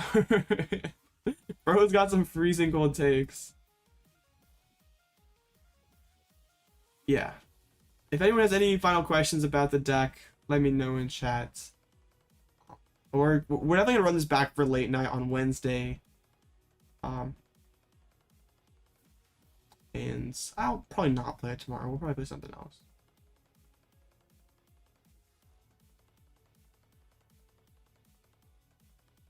Did we top cut? There's no top cut, unfortunately. It's just 7 Swiss rounds. I wish there was top cut. I just like every game with this deck is kind of like its own individual puzzle. Where like the same thing that you did to beat the last opponent might not work to beat this one. You kind of have to go with the flow and figure things out on the fly. 5 a.m. Dang. I'm like, I am kind of surprised though. Like, if you would have told me we were facing these matchups, I wouldn't have expected to go 6-1. Like 2 Guardies with Turo and 2 Tinos. But yeah, that was not bad, not bad.